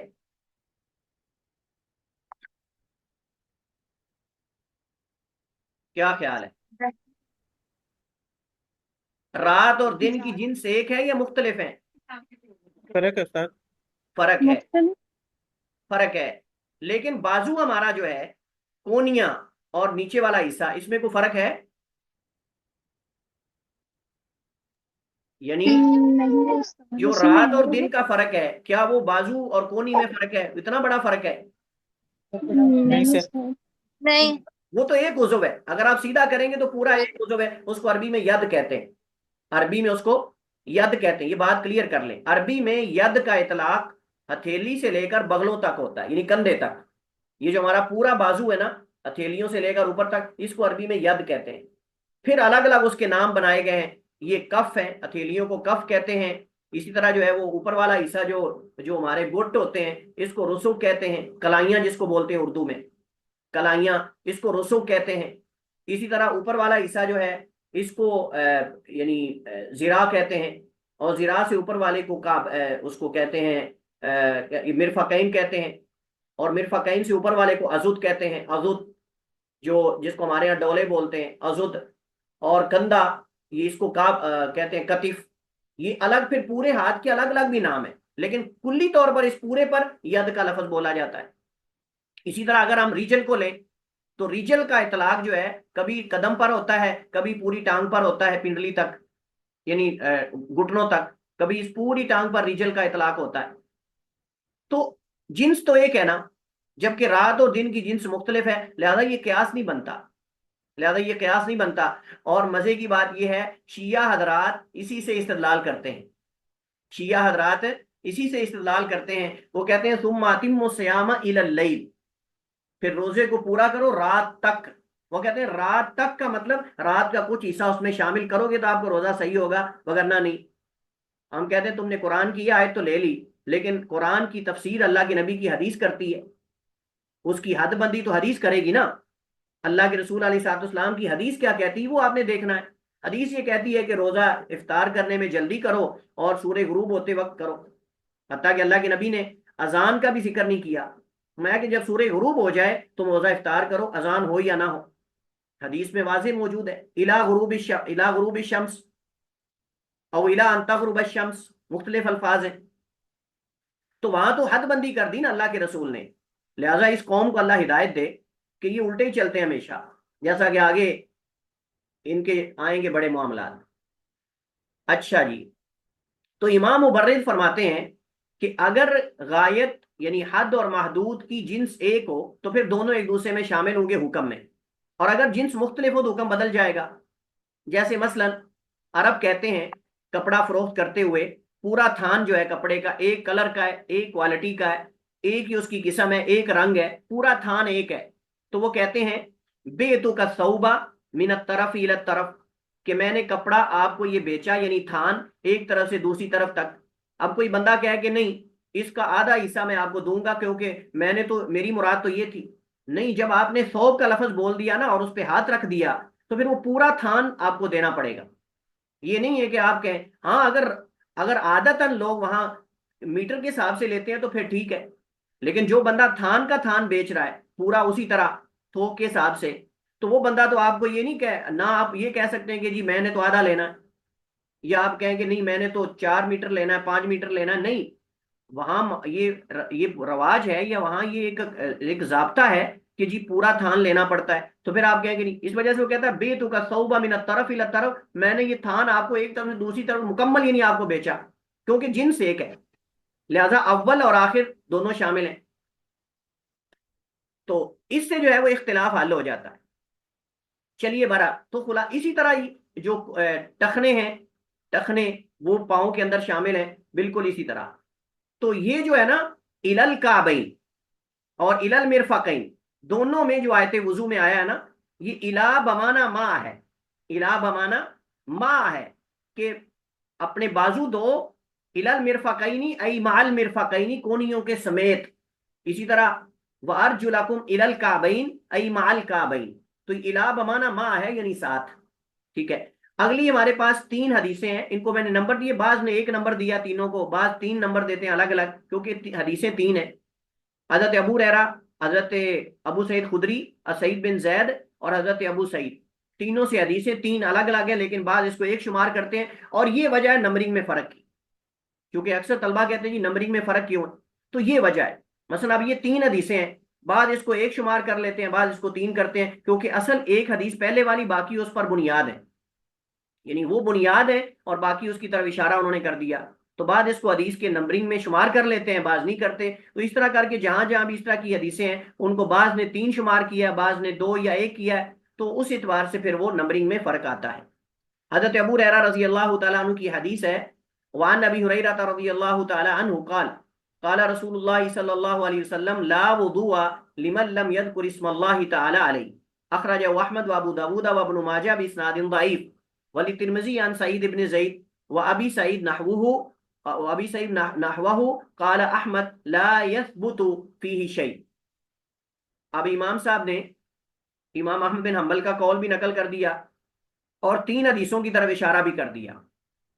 پہلے تو حضرت ابو ہریرہ ہیں، ان کا تعارف تو ہم پہلے کر چکے ہیں۔ دوسرے ہیں سعید بن زید، یہ سعید بن زید جو ہیں یہ حضرت عمر کے بہنوئی ہیں، حضرت عمر کی بہن فاطمہ جو ہیں ان کے شوہر ہیں، جن کا وہ ایک تاریخی واقعہ بھی نقل کیا جاتا ہے کہ ان کو حضرت عمر نے جو ہے وہ اپنی بہن کو مارا اور وہ چھپ گئے، سعید جو ہیں وہ چھپ گئے، یہ پہلے مسلمان ہونے والوں میں سے، اگرچہ وہ واقعہ ضعیف ہے جو نقل کیا جاتا ہے کہ انہوں نے اپنی بہن کو مارا اور جو ہے وہ انہوں نے کہا میری مشکیں باندھ کے لے جاؤ اللہ کے رسول کے پاس، اور انہوں نے یہ سورہ طٰہٰ کی تلاوت کی، اور یہ سارا واقعہ ضعیف ہے، اس کی کوئی اصل نہیں۔ اصل یہ ہے کہ حضرت عمر بیت اللہ میں آئے، اللہ کے نبی قرآن پڑھ رہے تھے تو قرآن سن کر رسول اللہ سے متاثر ہو کر مسلمان ہوئے، صحیح روایت سیرت کی کتابوں میں یہ ہے۔ تو حضرت سعید بن زید جو ہیں ان کا پورا نسب سعید بن زید بن عمر بن نفیل القرشی ہے، یہ سب سے پہلے اسلام لانے والوں میں سے، اور عشرہ مبشرہ میں سے آپ سنتے ہیں نا، ابو بکر فی الجنہ، عمر فی الجنہ، علی فی الجنہ، عثمان فی الجنہ، طلحہ، سعد، سعید، یہ سعید جو ہیں وہ یہی ہیں، سعید بن زید بن عمر بن نفیل عشرہ مبشرہ میں سے، اور انہی کے گھر میں حضرت عمر رضی اللہ عنہ کے اسلام لانے کا واقعہ مشہور ہے، اگرچہ اس واقعے کے صحیح ہونے نہ ہونے میں بعض علماء کی کلام ہے۔ حضرت سعید نے نبی کریم علیہ السلام کے ساتھ تمام غزوات میں شرکت کی سوائے بدر کے، وہ بھی اس وجہ سے کہ اس وقت وہ شام میں تجارتی قافلے کے ساتھ گئے ہوئے تھے اور ان کو پتہ نہیں تھا کہ غزوہ ہو رہا ہے، کیونکہ وہ پہلا غزوہ تھا اور وہ شام میں تھے۔ ان کی احادیث کی تعداد 48 ہے۔ حضرت سعید بن زید 50 یا 51 کو یعنی 51 یا 50 ہجری کو مدینہ میں فوت ہوئے۔ حضرت سعید رضی اللہ تعالی عنہ ان کی نماز جنازہ اور ان کی تدفین حضرت سعد بن ابی وقاص نے کی۔ حضرت سعد بن ابی وقاص وہ بھی عشرہ مبشرہ میں سے۔ تیسرے راوی حضرت ابو سعید خدری ہیں اور ان کا تعارف ہم تفصیل کے ساتھ دوسری حدیث میں کر چکے ہیں۔ تو حدیث کیا کہتی ہے؟ اللہ کے رسول نے فرمایا لا وضوء، نہیں ہے وضو، لمن اس شخص کا، لم یذکر اسم اللہ علیہ، جو اس وضو پر اللہ کا نام نہ لے، یعنی بسم اللہ نہیں پڑھتا، اللہ کا نام نہیں لیتا۔ اخرجہ احمد و ابو داود و ابن ماجہ، اسے احمد، ابو داود، ابن ماجہ نے روایت کیا ہے، لیکن حافظ ابن حجر نے خود حکم لگا دیا باسناد ضعیف، ضعیف سند کے ساتھ۔ ولی ترمذی عن سعید ابن زید، اور ترمذی کے ہاں حضرت سعید بن زید سے حدیث ہے، دو حدیثیں ہو گئیں۔ تیسری حدیث ابو سعید خدری سے ہے اور یہ بھی اسی طرح ترمذی میں ہے۔ قال احمد، امام احمد بن حنبل امام اہل سنہ فرماتے ہیں لا یثبت فیہ شیء، اس باب میں یعنی وضو سے پہلے بسم اللہ یا ذکر کے بارے میں جتنی روایات ہیں ان میں سے کوئی بھی صحیح ثابت نہیں۔ امام احمد بن حنبل کا موقف یہ ہے لا یثبت فیہ شیء، اس میں کوئی بھی صحیح سند ثابت نہیں۔ جتنی بھی حدیث اس بارے میں وارد ہوئی ہیں سب میں کلام ہے اور وہ ضابط سے خالی نہیں۔ میں نے یہاں تفصیل سے ہر حدیث کا حکم جو ہے وہ بیان کر دیا ہے، اور یہ ساری احادیث اگرچہ ان کی سند میں کلام ہے، حافظ ابن حجر تلخیص الحبیر میں فرماتے ہیں ظاہر بات یہی ہے کہ تمام احادیث ایک دوسرے کو تقویت دیتی ہیں اور اس بات پہ دلالت کرتی ہیں کہ بسم اللہ پڑھنے کی کوئی اصل ہے، یعنی مسئلے کی اصل ہے، اس کو بدعت نہیں کہہ سکتے، اس کو بدعت نہیں کہہ سکتے۔ وجہ کیا ہے؟ وجہ یہ ہے کہ بعض علماء نے ان میں سے بعض احادیث کو حسن کہا ہے اور بعض نے صحیح بھی کہا ہے، اگرچہ وہ متساہل ہیں، تساہل کیا انہوں نے، لیکن کم از کم بعض کا اس کو حسن کہنا یا بعض کا ان میں سے بعض کو صحیح کہنا اس بات کی دلیل ہے کہ مسئلے کی اصل ہے۔ البتہ یہ ہم کہہ سکتے ہیں کہ بسم اللہ پڑھنا واجب نہیں، کیونکہ واجب کے لیے حدیث کا صحیح ہونا ضروری ہے۔ تو کم از کم جب واجب نہیں تو بعض علماء کا حدیث کی تحسین کرنا یا تصحیح کرنا یہ اس بات کی دلیل ہے کہ مسئلے کی اصل ہے، لہذا احتیاطاً ہم واجب تو نہیں کہیں گے، لیکن ہم کہیں گے کم از کم پڑھنا سنت تو ہے، مستحب تو ہے۔ لہذا جو لوگ تکلف کرتے ہیں کہ جی میں واش روم میں وضو کر رہا ہوں تو وہاں تو واش روم ہے تو کیا وہاں بسم اللہ پڑھوں، تو بھائی بسم اللہ نہ پڑھیں، کیونکہ بسم اللہ پڑھنا تو سنت ہے، کوئی لازم تو نہیں۔ اگر آپ کہیں باہر وضو کر رہے ہیں تو پڑھ لیں، اگر واش روم میں کر رہے ہیں تو نہ پڑھیں، بات ختم ہوگی، کیونکہ یہ لازم اور واجب نہیں، راجے یہی ہے، راجے یہی ہے۔ باقی اس کے اندر وہ مزید اختلافات اور چیزیں تھیں، میں نے وہ سکپ کر دی ہیں، اس کو حذف کر دیا ہے تاکہ مزید آپ لوگ نہ پوچھیں جی اتنے بڑے مسائل کیسے یاد کریں۔ آگے ہمارے پاس جو ہے وہ اگلی 3 حدیثیں ہیں۔ طلحہ بن مصرف عن ابیہ عن جدہ، طلحہ بن مصرف اپنے باپ سے اور وہ ان کے دادا سے بیان کرتے ہیں قال رأیت رسول اللہ صلی اللہ علیہ وسلم یفصل بین المضمضۃ والاستنشاق، اخرجہ ابو داود باسناد ضعیف، وعن علی رضی اللہ عنہ فی صفۃ الوضوء ثم تمضمض صلی اللہ علیہ وسلم واستنثر ثلاثا يمضمض وينثر من الكف الذي يأخذ منه الماء، اخرجه ابو داود والنسائی، وعن عبد الله بن زید في صفة الوضوء ثم ادخل صلی اللہ علیہ وسلم يده فمضمض واستنشق من كف واحد يفعل ذلك ثلاثا۔ اب یہ جو احادیث ہیں 3 جو یہاں ہم نے نقل کی ہیں، ان کا تعلق کلی اور ناک میں پانی کھینچنے سے ہے، ان کا تعلق کلی اور ناک میں پانی کھینچنے سے ہے کہ کیسے ہم ناک میں پانی ڈالیں گے اور کیسے کلی کریں گے۔ اس کے کئی طریقے حدیث کے اندر وارد ہوئے ہیں، پہلے حدیث کا ترجمہ کرتے ہیں، پھر ہم انشاءاللہ اس میں جو طریقے بیان ہوئے ہیں کلی کرنے کے اور ناک میں پانی چڑھانے کے وہ کیا ہے وہ انشاءاللہ ہم پڑھیں گے۔ تو طلحہ بن مصرف، یہ طلحہ بن مصرف جو ہیں ان کا پورا نسب ہے طلحہ بن مصرف بن عمر ابو محمد الیامی الحمدانی الکوفی، یہ ثقات تابعین میں سے ایک ہے۔ ان کے والد مصرف بن عمر بن کعب ہیں، جمہور علماء کے یہاں مجہول ہے۔ مجہول کا معنی یہ ہے مجہول دو طرح کا ہوتا ہے، ایک مجہول الحال اور ایک مجہول العین۔ مجہول العین وہ ہوتا ہے کہ جس سے کوئی ایک راوی روایت کرے اور اس میں کوئی جرح و تعدیل وارد نہ ہو، نہ جرح ہو نہ تعدیل ہو، یعنی غیر معروف شخصیت، اور جب تک معروف شخصیت نہ ہو اس سے حدیث تو نہیں لی جائے گی۔ اور مجہول الحال وہ راوی ہوتا ہے کہ جس سے ایک تو نہیں، روایت تو دو یا دو سے زیادہ کرتے ہیں لیکن اس کے بارے میں جرح و تعدیل نہیں، نہ جرح ہے نہ تعدیل ہے، یعنی نہ اس کی صحیح ہونے کے الفاظ ائمہ سے ملتے ہیں نہ اس کے ضعیف ہونے کے الفاظ ملتے ہیں، تو احتیاطاً ایسے راوی سے حدیث نہیں لی جاتی، لہٰذا یہ مجہول ہے۔ اس کے بعد حضرت طلحہ جو ہے ان کے دادا عمر بن کعب ہیں، اور یہ جو طلحہ کے دادا عمر بن کعب کے صحابی ہونے یا نہ ہونے کے بارے میں اختلاف ہے، لیکن جمہور علماء کا قول یہ کہ وہ صحابی ہیں۔ امیر المومنین حضرت علی بن ابی طالب رضی اللہ تعالیٰ عنہ کا تعارف تفصیلی پہلے گزر چکا ہے، حضرت عبداللہ بن زید کا تعارف بھی پہلے گزر چکا ہے۔ یہ عبداللہ بن زید وہ ہیں جو اللہ کے نبی کے وضو کا طریقہ بیان کرتے ہیں، ایک وہ ہیں جو اذان بیان کرتے ہیں، اذان جن کو خواب میں دکھائے گی وہ عبداللہ بن زید بن عبد ربی ہیں، اور یہ عبداللہ بن زید بن عاصم انصاری ہیں، دونوں میں فرق ہے، اور یہ بھی پہلے گزر چکے ہیں۔ حدیث کا ترجمہ کرتے ہیں پھر مسائل کی طرف چلتے ہیں۔ تو یہ اپنے دادا سے بیان کرتے ہیں، طلحہ بن مصرف، یعنی ان کے باپ نے ان کو دادا سے بیان کیا، ان کے کہتے ہیں رأیت رسول اللہ، میں نے دیکھا اللہ کے رسول علیہ الصلوۃ والسلام کو، یفصل بین المضمضۃ والاستنشاق، آپ فاصلہ کرتے تھے مزمزہ کلی میں اور استنشاق ناک میں پانی چڑھانے میں۔ تو مضمضہ کا ہم پہلے پڑھ چکے ہیں کئی دفعہ، اور استنشاق کا بھی پڑھ چکے ہیں۔ استنشقا یستنشق، استنشاق کا معنی ہوتا ہے ناک میں پانی کھینچنا، اس کو ابو داؤد نے ضعیف سند کے ساتھ روایت کی ہے۔ اگلی حدیث حضرت علی بن ابی طالب امیر المومنین رضی اللہ تعالی عنہ سے ہے، فی صفت الوضوء، اللہ کے نبی کے وضو کے طریقے کے بارے میں۔ اس میں حضرت علی نے طریقہ ذکر کرنے کے بعد پھر فرمایا ثم تمضمض، یعنی طریقہ جب ذکر کیا تو ایک جز حدیث کا مصنف نے لیا ہے، پوری حدیث ذکر نہیں کی۔ ثم تمضمض، پھر اللہ کے نبی نے کلی کی صلی اللہ علیہ وسلم نے، واستنثر ثلاثا، اور ناک جاڑی 3 دفعہ، یمضمض کلی کرتے، وینثر من الکفی، اور ناک جاڑتے، من الکفی ایک ہی ہتھیلی سے، یعنی ناک میں پانی کھینچتے، الذی یاخذ منہ الماء، جس میں پانی لیتے تھے، ایک ہی ہتھیلی سے ایسا کرتے تھے، یعنی 3 سے نہیں، ایک سے۔ اسے ابو داؤد نے روایت کیا، نسائی نے، 2 حدیثیں ہو گئی اور 2 طریقے ہو گئے۔ تیسرا ہے عبداللہ ابن زید بن عاصم سے، فی صفت الوضوء، اللہ کے نبی کے وضو کے طریقے میں وہ بیان کرتے ہیں، ثم ادخلا، پھر اللہ کے نبی نے داخل کیا صلی اللہ علیہ وسلم نے اپنا ہاتھ یعنی پانی میں اور برتن سے پانی لیا، فمضمض کلی کی، واستنشق، اور ناک میں پانی کھینچا یا چڑھایا، من کف واحدۃ، ایک ہی ہتھیلی سے، یفعل ذلک ثلاثا، 3 دفعہ ایسا کیا، یعنی 3 چلوؤں سے 6 دفعہ کام کیا۔ کیا کیا؟ 6 دفعہ، ایک دفعہ چلو بھرا، اس سے منہ میں بھی ڈالا اور ناک میں بھی، اور پھر دوبارہ چلو لیا، اس کے منہ میں بھی ڈالا اور ناک میں بھی، پھر تیسری دفعہ ایسا کیا، گویا کہ 3 چلوؤں سے 3 کلیاں کی اور 3 دفعہ ناک میں پانی کھینچا۔ اور ایک طریقہ بالکل تینوں الگ الگ کرنے کا ہے۔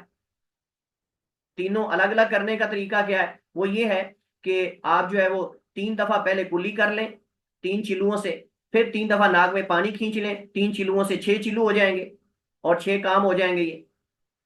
ایک یہ ہے کہ آپ ایک ہی دونوں ہاتھوں سے چلو لیں، دونوں ہاتھوں سے، یعنی دونوں ہتھیلیاں جوڑ کر، جس کو بک کہتے ہیں، دونوں ہتھیلیاں جوڑ کر ایک بار کے چلو لیں، اور اس سے آپ تینوں کام کریں۔ تینوں کا مطلب 3 دفعہ کلی اور 3 دفعہ ناک میں پانی کھینچنا یا نہ پانی چڑھانا، ایک ہتھیلی سے بھی ایسا ثابت ہے۔ تو اس طرح کر کے یہ متعدد طریقے بن جاتے ہیں جن کی آگے ہم وضاحت کرتے ہیں۔ حدیث میں کلام ہے اگرچہ، جیسے ہم نے ذکر کیا اور میں نے وضاحت یہاں کر دی ہے۔ اچھا جی، ان تینوں حدیث میں کلی کرنے اور ناک میں پانی چڑھانے کی مختلف کیفیات ذکر ہیں۔ یہ کل 3 طریقے بنتے ہیں۔ نمبر 1، پہلا طریقہ مزمزہ اور استنشاق کو علیحدہ علیحدہ کرنا، یعنی کلی الگ اور ناک میں پانی الگ۔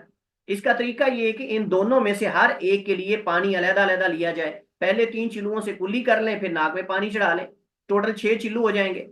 اور اس کی دلیل حضرت طلحہ بن مصرف والی حدیث ہے، اگرچہ اس میں کلام ہے۔ دوسرا طریقہ ایک ہی چلو سے مزمزہ اور استنشاق، یعنی 3 دفعہ ایک ہی چلو سے، جو میں نے آخری دفعہ وضاحت کی۔ اس پر حضرت علی رضی اللہ تعالیٰ عنہ کی حدیث جو ہے وہ دلالت کرتی ہے، لیکن یہ غیر واضح، کیونکہ اس میں دوبارہ دوسرا اور تیسرا چلو لینے کی نفی نہیں، اس وجہ سے بعض علماء نے کہا ہے کہ یہ حدیث بعد والی حدیث جو کہ عبداللہ بن زید سے مروی ہے اس کی تابع ہے۔ تیسرا طریقہ یہ ہے مزمزہ اور استنشاق دونوں اکٹھے 3 چلوؤں سے کرنا، 6 سے نہیں 3 سے، یعنی ایک چلو لیا اس سے مزمزہ اور استنشاق کیا، پھر دوسرا لیا اس سے پھر دونوں کیے، پھر لیا پھر دونوں کام کیے، اس طرح 3 چلو بن جائیں گے اور یہ 3 دفعہ کلیاں اور ناک میں پانی کھینچا جائے گا۔ اگرچہ ان طریقوں کے اختیار کرنے میں علماء کا اختلاف ہے کہ کون سا کرنا چاہیے، راجح یہ ہے کہ ان میں ہر طریقے پر عمل کیا جا سکتا ہے، کیونکہ ان میں ہر ایک کے جواز پر علماء اور فقہا کے فتاوی جات موجود ہیں۔ البتہ یہ آخری تیسرا طریقہ زیادہ صحیح اور زیادہ افضل ہے کیونکہ صحیحین میں بخاری مسلم میں۔ اس وجہ سے علامہ ابن عثیمین رحمہ اللہ تعالیٰ فرماتے ہیں فقہا کے ہاں یہ مشہور ہے کہ تینوں طریقے ہی جائز اور سنت ہے، لہٰذا ہمیں چاہیے کہ ہم کبھی پہلے طریقے پر عمل کریں، کبھی دوسرے پر، کبھی تیسرے پر۔ البتہ اس میں کوئی شک نہیں تیسرا طریقہ یہ زیادہ صحیح اور ثابت ہے، فتح ذی الجلال والاکرام۔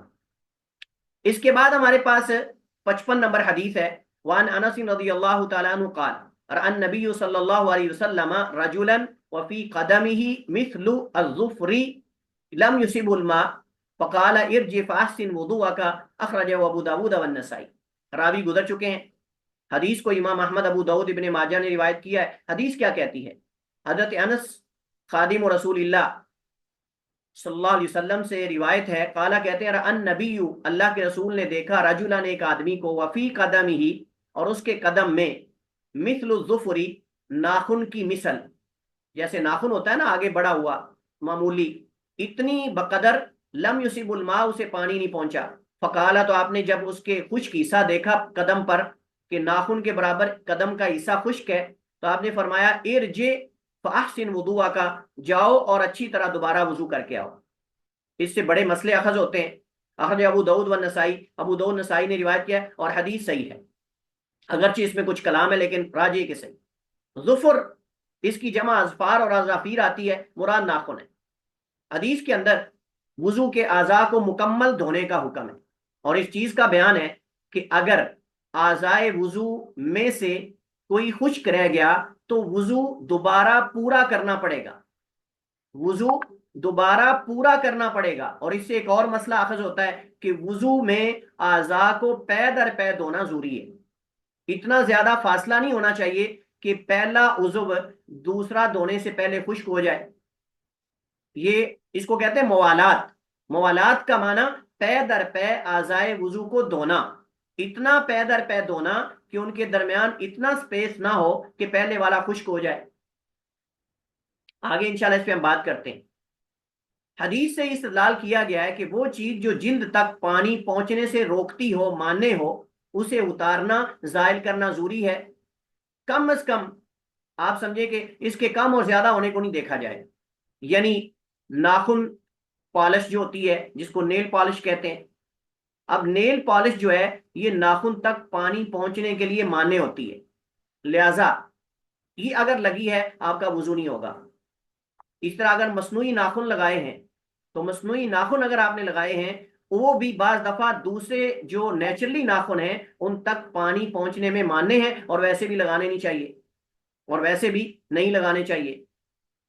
نمبر 2، اگر کسی نے آج کل جو آرٹیفیشل جو وہ کیا اس کو بولتے ہیں، جو پلکیں ہیں آنکھوں پر جو لگائی جاتی ہیں، وہ پلکیں بعض عورتیں لگاتی ہیں، حالانکہ وہ بھی جائز نہیں، حالانکہ وہ بھی جائز نہیں، کیونکہ مصنوعی بالوں پر لگانا لمبا کرنے کے لیے یا ان کو خوبصورت کرنے کے لیے یہ جائز نہیں ہے۔ اللہ کے نبی نے لعنت فرمائی ہے، لعن اللہ الواسلہ والمستوسلہ الواشمہ والمستوشمہ النامسہ والمتنمسہ۔ 3 چیزیں اللہ کے نبی ذکر کر کے لعنت فرمائی اللہ کی۔ فرمایا اپنے بال ملا کر لمبے کرنے والیاں، اپنے جو ہے وہ چہرے پہ وشم لگانے والیاں، اور تیسرا فرمایا النامسہ المتنمسہ، اس کے اندر ایک تو یہ کہ چہرے کے بال اکھیرنے والیاں، اور ایک یہ ہے کہ دانتوں میں فاصلہ کرنے والی، دانتوں میں خوبصورتی کے لیے سپیس ڈالنا، فاصلہ کرنا۔ اللہ کے رسول نے لعنت فرمائی ایسی عورتوں پر، لہذا اصلاً یہ کام ہی جائز نہیں۔ ہاں ایک صورت جواز کی ہے کہ ایک عورت کی آنکھوں کی پلکیں جل گئیں آگ لگنے کی وجہ سے یا قدرتی طور پر نیچری طور پر اس کے بوئیں نہیں یا پلکیں نہیں، تو اس کو وہ لگا سکتی ہے اس وجہ سے کہ اپنے شوہر کے لیے، یا اس وجہ سے کہ عیب نہ رہے۔ اگر چہرے پر کوئی عیب دار چیز ہے اس کو ختم کیا جا سکتا ہے، لیکن نیچرلی جو چیز ہے اس کو ختم نہیں کیا جا سکتا۔ تو اس وجہ سے کوئی یہ کہے کہ جی آج کل یہ رسم بن چکی ہے، بازار میں جاتے ہوئے عورتیں یہ پلکیں لگا لیتی ہیں، پتہ چلے کہ جناب ہے، تو یہ تو کوئی طریقہ نہیں۔ کوئی کہتی ہے میں شوہر کے لیے کر رہی، تو بھائی شوہر کو پتہ نہیں آپ کی پلکیں کیسی ہیں، وہ لگا کر کیا ہو جائے گا۔ تو اس وجہ سے احتیاط کیا ہے؟ احتیاط یہ کہ ہم ان کاموں کی طرف نہ جائیں۔ اور لعنت کا مطلب کیا ہے؟ اللہ کی رحمت سے اللہ کے رسول دور قرار دے رہے ہیں، اللہ کی رحمت سے اللہ کے رسول دور قرار دے رہے ہیں۔ تو اس وجہ سے علماء کے فتاوے کا سہارا لینا، جی فلاں نے کہا جی لگا سکتے ہیں شوہر کے لیے، فلاں نے کہا جی، بھائی مسئلہ تو اختلافی ہے نا، لگا سکتے نہیں لگا سکتے، لیکن اصل تو یہ کہ نہیں لگا سکتے، اصل حدیث میں تو آ گیا نا، مطلقاً آ گیا، پھر آپ گنجائشیں نکالیں۔ ہاں اگر واقعی چہرے میں عیب ہے، جل گئی ہیں، آپ کی بوئیں نہیں ہیں، آپ کی پلکیں نہیں ہیں، جل گئی ہیں تنور میں روٹی لگاتے ہوئے یا کوئی اور آگ کی وجہ سے، پھر آپ لگوا سکتے ہیں، اور آپ کی شادی بھی ہے، شادی شدہ ہے، میاں بیوی میں تعلق خراب ہونے کا ڈر ہے، تو پھر تو ٹھیک ہے۔ لیکن شادی شدہ بھی نہیں، صرف یہ ہے کہ آمد و رفت ہے آنے جانے کی باہر تاکہ لوگ دیکھیں، تو یہ تو بلاولا لعنت کی مستحق ہے ایسی خاتون کہ جو لوگوں کو دکھانے کے لیے باہر یہ لگا کے جاتی ہے۔ یہ تو وہ جیسے حدیث میں اللہ کے نبی صلی اللہ علیہ وسلم فرمایا کہ ایسی قسم میری امت میں آئے گی جو ابھی تک میں نے دیکھی نہیں، نساء کاسیات عاریات ممیلات مائلات رؤوسهن کاسنمۃ البخت لا يدخلن الجنۃ ولا یجدن ریحا، یہ جنت کی خوشبو، جنت میں جانا تو دور کی بات، جنت کی خوشبو تک بھی نہیں پائیں گی۔ میں نے اس مسئلے کو اتنا واضح کر دیا ہے کہ آپ کے ذہن میں جو اشکالات ہیں انشاءاللہ وہ حل ہو گئے ہوں گے۔ مزید اگر کسی کے ہاں اشکال ہوگا تو آخر میں کرے گا سوال۔ اچھا جی، تو حدیث سے استدلال کیا گیا کہ جو چیز جلد تک پانی پہنچنے میں مانع ہو، اس طرح چوڑیاں ہیں، اس طرح گھڑی ہے، واچ ہے، آپ نے گھڑی پہنی ہوئی ہے اور بہت تنگ کر کے پہنی ہوئی ہے، اس کو ڈھیلا کریں، اس کو آگے پیچھے ہو جائے۔ انگوٹھی ہے اتنی کلوز، اتنی جو ہے وہ لوز ہونی چاہیے کہ وہ آپ کی انگلی میں حرکت کرے تاکہ آپ وضو کرتے ہوئے اس کو ہلائیں۔ کڑی اتنی لوز ہونی چاہیے آپ کے بازو میں کہ آپ اس کو وضو کرتے ہوئے ہلا سکیں اور وہاں پانی نیچے تک پہنچ سکے، وگرنہ وضو نہیں آپ کا ہوگا۔ آپ نے حدیث پڑھ لی ہے، ایک ناخن کے برابر بھی اگر کوئی حصہ اعضائے وضو میں سے خشک رہ جاتا ہے تو آپ کا وضو نہیں۔ حدیثیں واضح ہیں۔ اور ایک حدیث میں آپ نے فرمایا وَيْلٌ لِلْعَقَابِ مِنَ النَّارِ، کہ ہلاکت ہے ان ایڑیوں کے لیے آگ کی، جہنم کی، جو خشک رہ جاتی ہیں۔ حدیثیں واضح ہیں۔ تو حدیث میں جو مسئلہ اصل ثابت ہوتا ہے کہ اعضائے وضو کو پے در پے دھونا یہ واجب ہے، راجح یہی ہے، اختلاف ہم عنقریب پڑھتے ہیں۔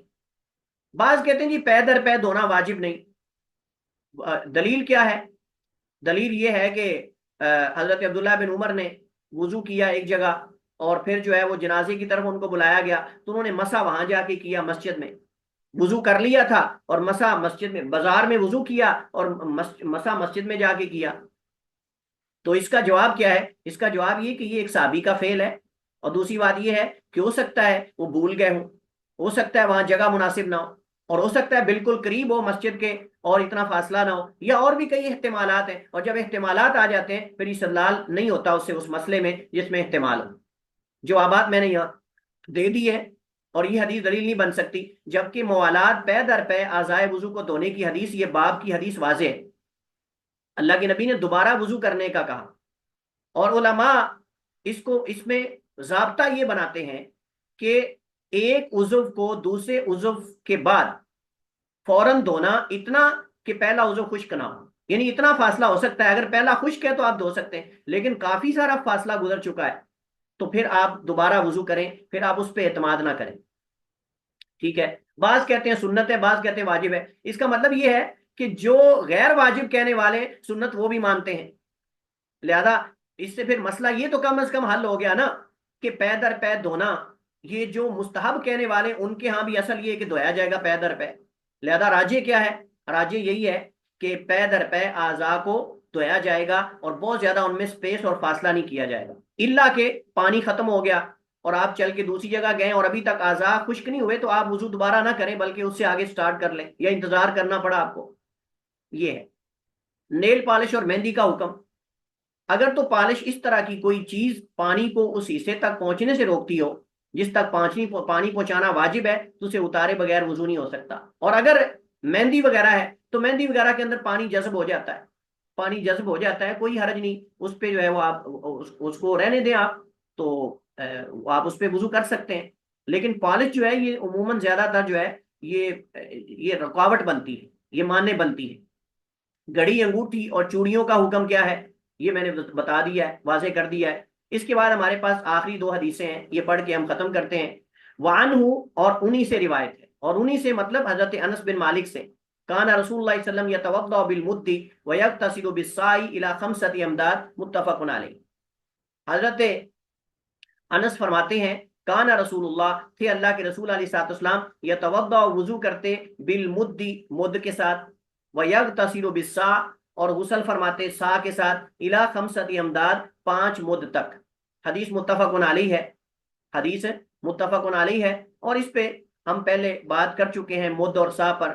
اور جو مد ہوتا ہے یہ درمیانے قد کے آدمی کا چلو اگر بھرا جائے تو اس کے برابر دونوں ہاتھوں کا چلو, اور اگر 4 چلو بنا لیتے ایک سا بن جاتا ہے. اور یہ تقریباً 2.5 کلو, 2.25 کلو سے اوپر 2.5 کلو یا 2.25 کلو بعض کہتے ہیں. یہ چیزوں کی جنس کے اعتبار سے ہے. اگر آپ پانی ڈالیں گے تو اور وزن ہوگا, اگر آپ گندم ڈالیں گے تو اور ہوگا, اگر آپ جو ڈالیں گے تو اور ہوگا, کیونکہ ماپ کر چیز دینے اور تولنے میں فرق ہے, ماپ کر چیز دینے اور تولنے میں فرق ہے. اچھا جی, آپ بتائیے ذرا, اس سے سوال کروں میں, آپ بتائیے فاطمہ, فاطمہ ندیم موجود ہیں؟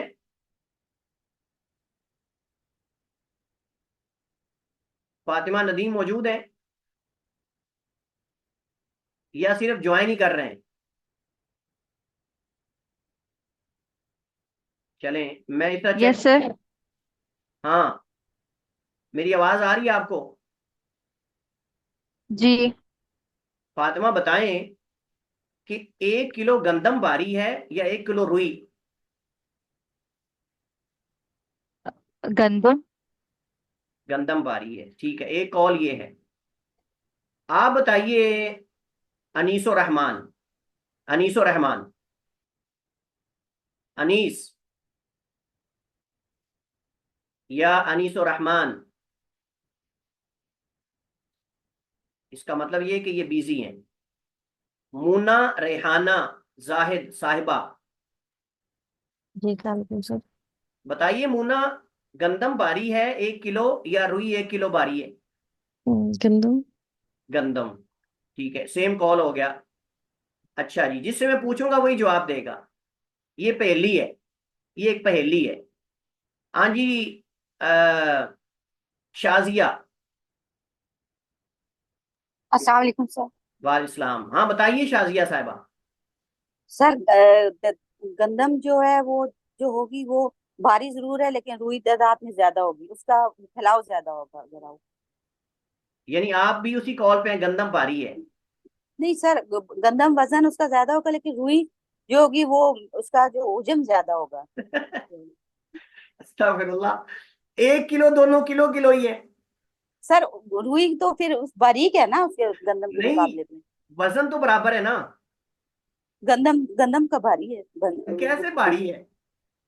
1 کلو 1 کلو وزن آپ کر رہے ہیں. دونوں کا برابر ہے نا سر.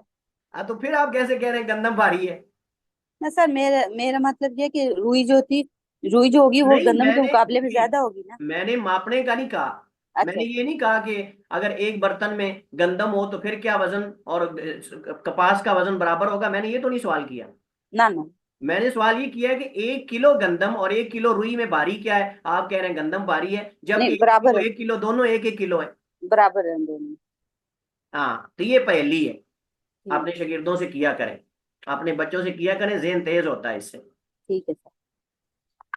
اچھا جی, تو اگر ماپ کر چیز دیں گے تو فرق ہوگا جنس میں, آپ کو پتا ہے. مثلا آپ اسی سا میں اگر آپ جو دیں گے تو اور وزن ہوگا, آپ اگر اس میں چاول دیں گے تو وزن اور ہوگا, اگر آپ اس میں کوئی اور چیز کشمش دیں گے یا کھجور تو وزن اور ہوگا, فرق پڑ جائے گا. اس وجہ سے زیادہ اولا اور افضل یہ ہوتا ہے کہ اگر آپ کے پاس سا ہے تو آپ سا معاف کر دیں، اور اگر سا نہیں تو کم از کم احتیاطاً زیادہ دیں، یعنی پھر آپ کم از کم احتیاطاً زیادہ دیں کیونکہ وزن میں فرق پڑ جاتا ہے۔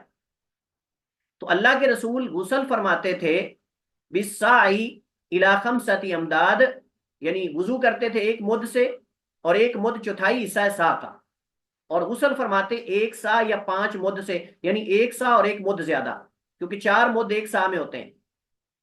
وعن عمر، حضرت عمر رضی اللہ تعالیٰ عنہ سے ہماری آج کی آخری حدیث، قالا کہتے ہیں قال رسول اللہ، اللہ کے رسول نے فرمایا ما منکم من احد یتوضأ، نہیں تم میں سے کوئی ایک جو وضو کرتا ہے، فیسبغ الوضوء، اور اچھے طریقے سے وضو کرتا ہے، پھر وہ یہ دعا پڑھتا ہے اشہد ان لا الہ الا اللہ وحدہ لا شریک لہ واشہد ان محمدا عبدہ ورسولہ، یہ دعا پڑھتا ہے الا مگر فتحت لہ ابواب الجنہ، اور ایک حدیث میں الا فتحت لہ ابواب الجنۃ ثمانیہ یدخل من ای یشاء، کہ مگر اس کے لیے جنت کے دروازے کھول دیے جاتے 8 دروازے، ایک حدیث میں جس دروازے سے چاہے داخل ہو جائے۔ اخرجہ مسلم، اسے مسلم نے روایت کیا، ترمذی نے، اور ترمذی نے یہ الفاظ کا اضافہ کیا ہے اللہم اجعلنی من التوابین واجعلنی من المتطہرین، یہ الفاظ کا ترمذی کا اضافہ ہے، جبکہ مسلم کے ہاں صرف پہلے والے الفاظ ہیں اشہد ان لا الہ الا اللہ والے، ٹھیک ہے۔ اب یہ جو حدیث حضرت عمر بن خطاب سے ہے، امیر المومنین ابو حفص عمر بن خطاب بن نفیل القرشی العدوی، اور لقب امیر المومنین، امت کے دوسرے خلیفہ، قریش کے بڑوں میں ایک شمار ہوتے ہیں، نبوت کے 5ویں یا 6 سال مسلمان ہوئے، آپ کا اسلام لانا مسلمانوں کی عزت اور قوت کا سبب بنا، کفار پر گراں گزرا، جیسا کہ حضرت عبداللہ بن مسعود نے فرمایا جب سے عمر مسلمان ہوئے ہم عزت میں ہیں، ہم عزت سے جیے، یہ صحابی کا صحابی کے بارے میں موقف ہے۔ آپ نے آغاز میں ہجرت کرنے والوں میں سے آپ ایک ہیں، رسول اللہ صلی اللہ علیہ وسلم کے ساتھ تمام غزوات میں شرکت کی، جب رسول اللہ دنیا سے رخصت ہوئے تو آپ سے راضی تھے، حضرت عمر سے بھی، حضرت ابوبکر سے بھی، تمام صحابہ سے آپ راضی تھے۔ حضرت عمر خلافت ملنے کے بعد پہلے کی بنسبت کافی نرم ہوئے اور ایک عادل غمخوار امت خلیفہ بنے، ان کے عدل و انصاف کی وجہ سے آج ان کی شخصیت کو صرف مسلمانوں میں نہیں بلکہ بہت سارے غیر مسلموں میں بھی بطور مثال ذکر کیا جاتا ہے۔ کتاب اللہ سنت رسول کے بارے میں انتہائی غیور، سر تسلیم خم کرنے والوں میں سے تھے، جس راستے میں چل رہے ہوتے شیطان اس راستے کو بدل لیتا، اور حدیث میں ہے رسول اللہ صلی اللہ علیہ وسلم نے فرمایا لو کان بعدی نبی لکان عمر، اگر میرے بعد کوئی نبی ہوتا تو عمر ہوتے۔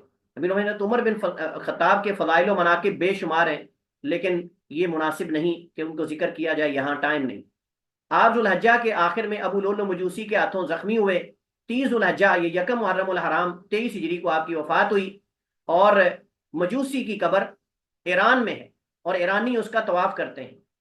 ابو لؤلؤ مجوسی کی قبر ایران میں ہے اور اس کا طواف ایرانی کرتے ہیں، جو اپنے آپ کو نام نہاد مسلمان کہتے ہیں اور امت کے سربراہ اور امت کے گائیڈ کہتے ہیں اپنے آپ کو، کہ امت کا پورا بیڑا انہوں نے اٹھایا ہوا ہے، یہ اس امت کے منافق ہیں، یہ اس امت کے منافق ہیں۔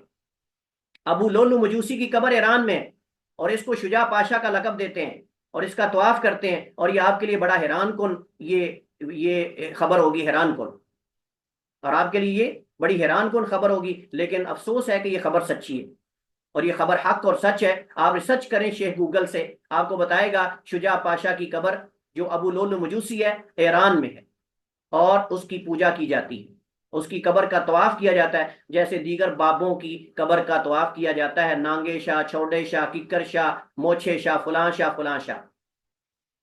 انا للہ و انا الیہ راجعون، یہ جو الفاظ ترمذی کے ہیں اللہم اجعلنی من التوابین واجعلنی من المتطہرین، امام ترمذی نے روایت کیا، صحیح مسلم میں نہیں، اور یہ شاذ ہے کیونکہ انہیں بیان کرنے میں زید بن حباب راوی متفرد ہے اور دیگر روات یہ الفاظ کا اضافہ نقل نہیں کرتے، جیسے پہلے میں نے شاذ اور محفوظ کی وضاحت کی وہ اسی طرح ہے۔ سا اور مد کی میں نے وضاحت یہاں کر دی ہے، حدیثوں کا ترجمہ بھی میں نے کر دیا ہے، اور فوائد میں یہ ہے حضرت انس کی حدیث میں نبی کریم علیہ السلام کے وضو اور غسل میں پانی کی مقدار کا بیان ہے، اور یہ یعنی اس کا مطلب یہ نہیں کہ لازم ہے کہ اتنے پانی سے ہم کریں، اس سے زیادہ سے بھی کر سکتے ہیں، لیکن مقصد یہ کہ پانی ضائع نہیں کرنا چاہیے، پانی محدود ایک حد تک اس کو استعمال کرنا چاہیے ضرورت کے مطابق۔ اس دور میں وہ یہی کر سکتے تھے کیونکہ پانی بھر کے لاتے تھے دور دور سے، 4 کلومیٹر 5 کلومیٹر کے فاصلے پہ بھر کے لاتے تھے پانی، اور اونٹوں پہ من 30 کلو پانی، اگر 30 لیٹر پانی ہے 1 من، تو پوری فیملی اس سے کیا کیا کرے گی؟ پھر دوبارہ جائیں گے لے کے آئیں گے۔ ہمارے پاس اللہ کا فضل ہے پانی زیادہ ہے، لیکن اس کا مطلب یہ نہیں کہ ہم ٹوٹی چھوڑ دیں اور خود اپنے کام کاج میں لگے رہیں، ایسا نہیں ہے۔ حضرت انس رضی اللہ تعالیٰ عنہ کی حدیث میں اس چیز کا بیان ہے کہ ایک ساتھ سے غسل اور ایک مد سے وضو ممکن ہے، اور یہ پریکٹیکلی میں نے طلبہ سے کروا کے دیکھا۔ اسی طرح یعنی وضو، اسی طرح حدیث سے یہ ثابت ہوتا ہے کہ طہارت کے وقت پانی استعمال کرنے میں اسراف سے کام نہیں لینا چاہیے، فضول خرچی نہیں کرنی چاہیے۔ حدیث عمر میں وضو کی فضیلت اور اس کے مسنون ذکر کا بیان۔ ما منکم من احد، یہ فائدہ اخذ ہوتا ہے اس سے کہ عظیم اجر اور فضیلت کے حصول کے لیے بندے کا صحیح الایمان اور صحیح العقیدہ ہونا لازم ہے، کیونکہ اس میں خطاب اہل ایمان سے، یہ استدلال ہے اور یہ گہرا استدلال ہے۔ ما منکم من احد کے مخاطب اہل ایمان ہے، صحابہ اکرام اور ان جیسے ان کے قریب قریب ایمان والے ہیں۔ ایک بندہ جو ہے وہ کہے کہ جی میں ایک دفعہ اگر وضو کروں گا تو بھائی یہ پڑھوں گا جنتی ہو جاؤں گا، نہیں، یعنی تم مسلمانوں میں سے کوئی اگر اس طرح وضو کرتا ہے تو اسے یہ فضیلت حاصل ہوگی۔ وضو کے بعد اس کے مسنون ذکر کا بیان ہے، اور یہ کیوں ہے؟ اس وجہ سے سن لیجئے فائدہ، وضو کے بعد یہ کیوں ذکر کیا جاتا ہے؟ اس کی وجہ یہ ہے کہ وضو سے آپ نے اپنے ظاہر کو پاک کر لیا، اور اب باطن کو پاک کرنے کی ضرورت ہے۔ وہ جب یہ دعا پڑھیں گے تو آپ کا باطن بھی پاک ہو جائے گا، یہ مطلب ہے اس کا۔ وضو میں آپ نے ظاہری اعضاء کو پاک کیا، اب باطن رہ گیا تھا، تو باطن جب یہ مومن دعا پڑھتا ہے اشہد ان لا الہ الا اللہ، توحید کا اقرار کرتا ہے، تو اس کا باطن بھی پاک ہو جاتا ہے۔ یہ مناسبت ہے اس دعا کی وضو کے بعد، اور یہ شاید آپ کے لیے نئی ہوگی۔ توحید الوہیت ثابت ہوتی ہے، جسے تسلیم کیے بغیر کوئی چارہ ہی نہیں۔ توحید الوہیت کا مطلب عبادت کا مستحق صرف اللہ تعالیٰ ہے، یہ ماننا۔ وَأَنَّ مُحَمَّدًا عَبْدُهُ وَرَسُولُهُ میں رسول اللہ صلی اللہ علیہ وسلم کے نبی اور رسول ہونے کی گواہی ہے، اور یہ بھی لازم ہے۔ اس حدیث میں جنت کا اس بات ہے، جنت موجود ہے اور اس کے دروازے ہیں، اور 8 دروازے ہیں۔ ملحدین کہتے ہیں خیالی ہے، اور کوئی کچھ کہتے ہیں، کہتے رہیں، انہوں نے کون سا جانا ہے۔ صحیح مسلم کی روایت میں یہ بھی اضافہ ہے، جو شخص وضو کرے اور کامل وضو بھی کرے، پھر یہ کہے اشہد ان لا الہ الا اللہ وحدہ لا شریک لہ وان محمدن واشہد ان محمدن، ایک ہی بات ہے، تو اس کے لیے جنت کے 8 دروازے کھول دیے جائیں گے، جس میں سے چاہے داخل ہو جائے۔ واللہ تعالی اعلم واحکم، وصلی اللہ وسلم علی نبینا محمد وعلی آلہ وصحبہ وسلم۔ جی، اب جن لوگوں کے سوالات تھے، استفسارات تھے، اشکالات تھے، وہ کر سکتے ہیں۔ السلام علیکم ورحمۃ اللہ وبرکاتہ۔ وعلیکم السلام ورحمۃ اللہ وبرکاتہ۔ اچھا استاد محترم، ایک چیز جو میں پوچھنا چاہ رہا تھا کہ وہ خیر شاید آپ اس سے لنک سمجھے یا نہ سمجھے، کہ جب طواف کیا جاتا ہے اور سعی کی جاتی ہے عمرے کے لیے، کچھ لوگوں کا کہنا ہے کہ ایک ہی وضو میں طواف اور سعی کرنی چاہیے، کچھ کا کہنا ہے کہ طواف کے لیے تو وضو ضروری ہے، سعی کے لیے وضو ضروری نہیں۔ اس میں یہ ذرا احتمال ہے، اس کے یہ وضاحت فرما دیں۔ دیکھیے، پہلی بات تو یہ ہے کہ جو طواف ہے، طواف حدیث میں آتا ہے کالصلاۃ، نماز کی طرح، کالصلاۃ، نماز کی طرح، بس فرق یہ ہے کہ اس میں ضروری بات کر سکتے ہیں اور نماز میں ہم بات نہیں کر سکتے، یہ فرق ہے۔ اس سے کیا ثابت ہوا کہ جو شروط نماز میں ہیں اور وہ طہارت ہے، تو وہ طواف کے اندر بھی ہے، لیکن صحیح کے اندر طہارت شرط نہیں، صحیح کے اندر طہارت شرط نہیں، لہذا اگر صحیح بغیر وضو کے بھی کوئی کر لیتا ہے تو وہ جائز ہے، لیکن طواف بغیر وضو کے نہیں ہوگا، کیونکہ طواف نماز کی طرح عبادت ہے۔ حدیث آ گئی نا، لیکن صحیح کے بارے میں کوئی حدیث نہیں، اس وجہ سے نبی کریم والے، آپ کہیں گے دلیل کیا ہے اس کی؟ اس کی دلیل یہ ہے کہ نبی کریم علیہ الصلوۃ والسلام نے حائضہ عورت کو صحیح کرنے کی اجازت دی ہے، لیکن طواف کی اجازت نہیں دی۔ حدیث صحیح ہے حضرت عائشہ کی، صحیح بخاری مسلم میں، آپ نے آیا کہ آپ سارے کام کرو جو حاجی کرتے ہیں، غیر ان تطوفی بالبیت، بیت اللہ کا طواف کرنے کے علاوہ۔ حدیث واضح ہے، صحیح ہے۔ اس سے مسئلہ آپ کا سوال اور اس کا جواب حل ہو گیا، وہ یہ ہے کہ طواف عبادت ہے نماز کی طرح، اور حضرت عائشہ کو اللہ کے نبی نے طواف کے علاوہ سارے کام کرنے کی اجازت دی، یہ دلیل ہے کہ صحیح بھی ہو سکتی ہے، اور جب حائضہ کر سکتی ہے تو بغیر وضو والا کیوں نہیں کر سکتا؟ کلیئر ہو گیا؟ جی جزاک اللہ۔ چلیے، اور کوئی سوال کسی کا ہو جلدی سے؟ السلام علیکم سر۔ وعلیکم السلام، جی فرمائیے۔ سر یہ جو جو 3 دفعہ والی کنڈیشن ہے وہ بعض اوقات مطلب جو جن حضرات کی داڑھی وغیرہ ہوتی ہے وہ اوپر نیچے ہو جاتا ہے 4 یا اس سے مطلب ہے کہ تو اس میں کیا مطلب ہوگا؟ سمجھا نہیں میں. یعنی کہ وہ آپ کہہ رہے تھے نا مطلب 3 دفعہ جو ہے بیسیکلی جو حکم آتا ہے ہر اعضاء کو 3 دفعہ دھونا جو ہے ہاں اس میں جو داڑھی والے حضرات ہیں وہ بعض اوقات مطلب میں آبزرو کرتا ہوں وہ اس تعداد سے اوپر چلے جاتے ہیں 4 یا 5 مرتبہ. تو اس میں کیا حکم ہے؟ غلط ہے، ایسا نہیں کرنا چاہیے. داڑھی تو ویسے بھی ہم نے مسئلہ پڑھا ہے کہ داڑھی اگر لمبی ہے تو اس کو دھونا ضروری نہیں. صحیح. یہ مسئلہ ہم نے مطلب اس پڑھ کی لیا جو تفصیل سے. ہم نے کہا داڑھی جی جو جی ہے وہ اگر تو بالکل چھوٹی اتنی ہے کہ جلد نظر آ رہی ہے تو پھر اس کو چہرے کے ساتھ دھوئیں گے 3 دفعہ. اور اگر وہ داڑھی لمبی ہے، چہرے سے آگے بڑھی ہوئی ہے، تو پھر اس کو صرف ظاہر کو دھوئیں گے، یعنی ظاہر پر پانی گرائیں گے جیسے چہرے پر گرائیں گے، پوری داڑھی کو نہیں دھوئیں گے، خلال کر لیں گے بس. جزاک اللہ. وہی یار جی. السلام علیکم ورحمۃ اللہ وبرکاتہ. وعلیکم السلام ورحمۃ اللہ وبرکاتہ. استاد آپ نے کہا دانتوں میں فاصلہ بنوانے والی عورتوں کے بارے میں جو ہے دانتوں میں فاصلہ بنوانا میرے خیال سے تو اچھا نہیں لگتا. تو کوئی خوبصورتی کے لیے فاصلہ بنوانا کیسا ہے مطلب؟ دوبارہ. دانتوں میں فاصلہ جو عورتیں آپ نے کہا بنواتی ہیں ہاں جی. خوبصورتی کے لیے جی جی. ڈلواتی ہیں، ہاں. تو مجھے تو وہ مطلب میری نظر میں تو وہ خوبصورت نہیں لگتا. تو اس کا کیا مطلب ہے؟ نہیں نہیں، وہ ایک مخصوص طریقہ ہے. وہ ایک مخصوص طریقہ ہے جو اس دور میں عورتیں کرتی تھیں. اگر اب بھی کوئی ایسی عورتیں ہیں بعض جن کے دانت بعض دفعہ جو ہے وہ بالکل قریب قریب ہوتے ہیں، وہ اس کو کر لیتی ہیں. آج بھی کئی عورتیں کرتی ہیں، اصل میں آپ شاید نہیں جانتے ہوں گے. تو آج بھی بعض لوگوں کے اندر، عرب کے اصل میں زیادہ یہ چیزیں چلتی ہیں. آج بھی کئی عورتیں ایسا کرتی ہیں تو وہ غلط کرتی ہیں اگر کرتی ہیں. ہاں اگر علماء کہتے ہیں دانت پہ دانت چڑھا ہوا ہے اور معیوب ہے، اس کو آپ جو ہے وہ حل کروا سکتے ہیں، یعنی اس کو آپ ختم کروا سکتے ہیں. بعض دفعہ دانت پہ دانت چڑھ جاتا ہے، وہ عیب دار ہو جاتا ہے، یا دانت بڑھ جاتے ہیں آگے کی طرف، اس کو آپ رگڑوا سکتے ہیں، وہ ایک الگ مسئلہ ہے. لیکن خوبصورتی کے لیے کوئی ایسا کام کرنا یہ صحیح نہیں ہے. اگر کوئی کرتی ہے تو، اگر نہیں تو ٹھیک ہے، اچھی بات ہے. جزاک اللہ خیر. آپ نہیں جانتے سعودی عرب کے اندر وہ عام بالکل نارمل، وہ وجہ نہیں ہوتی، دانتوں میں تاریں ڈلوا لیتے ہیں. پورے دانتوں پہ ایسے کر کے انہوں نے تاریں ڈلوائی ہوتی ہیں. میں نے خود دیکھا کئی دفعہ، ہمارے کئی کلاس فیلو ایسے تھے وہاں مدینہ میں جن کی دانتوں پہ اس طرح تاریں تھیں، اور وہ حالانکہ بلا وجہ کوئی ضرورت ہی نہیں. ہاں بعض کے دانت بڑے ہوتے ہیں تو وہ جو ہے وہ بعض دفعہ کر لیتے ہیں تو ٹھیک ہے، لیکن بعض بلا وجہ بطور فیشن کے وہ جو ہے وہ اس میں گولڈن کلر میں جو ہے وہ تار جو ہے وہ ڈلوا لیتے ہیں پورے دانتوں میں، ایسے جیسے شکنجا ہوتا ہے اس طرح کا وہ جال سا دانتوں میں ڈلوا لیتے ہیں. اور اس کا نقصان کیا ہے؟ نقصان یہ ہے کہ وہ ذرات اس کے ساتھ چپک جاتے ہیں اور وہ بعد دفعہ سمیل اور بدبو اور ان چیزوں کا سبب بنتے ہیں. اصل اوریجنل دانت اوریجنل ہی ہوتے ہیں. جی.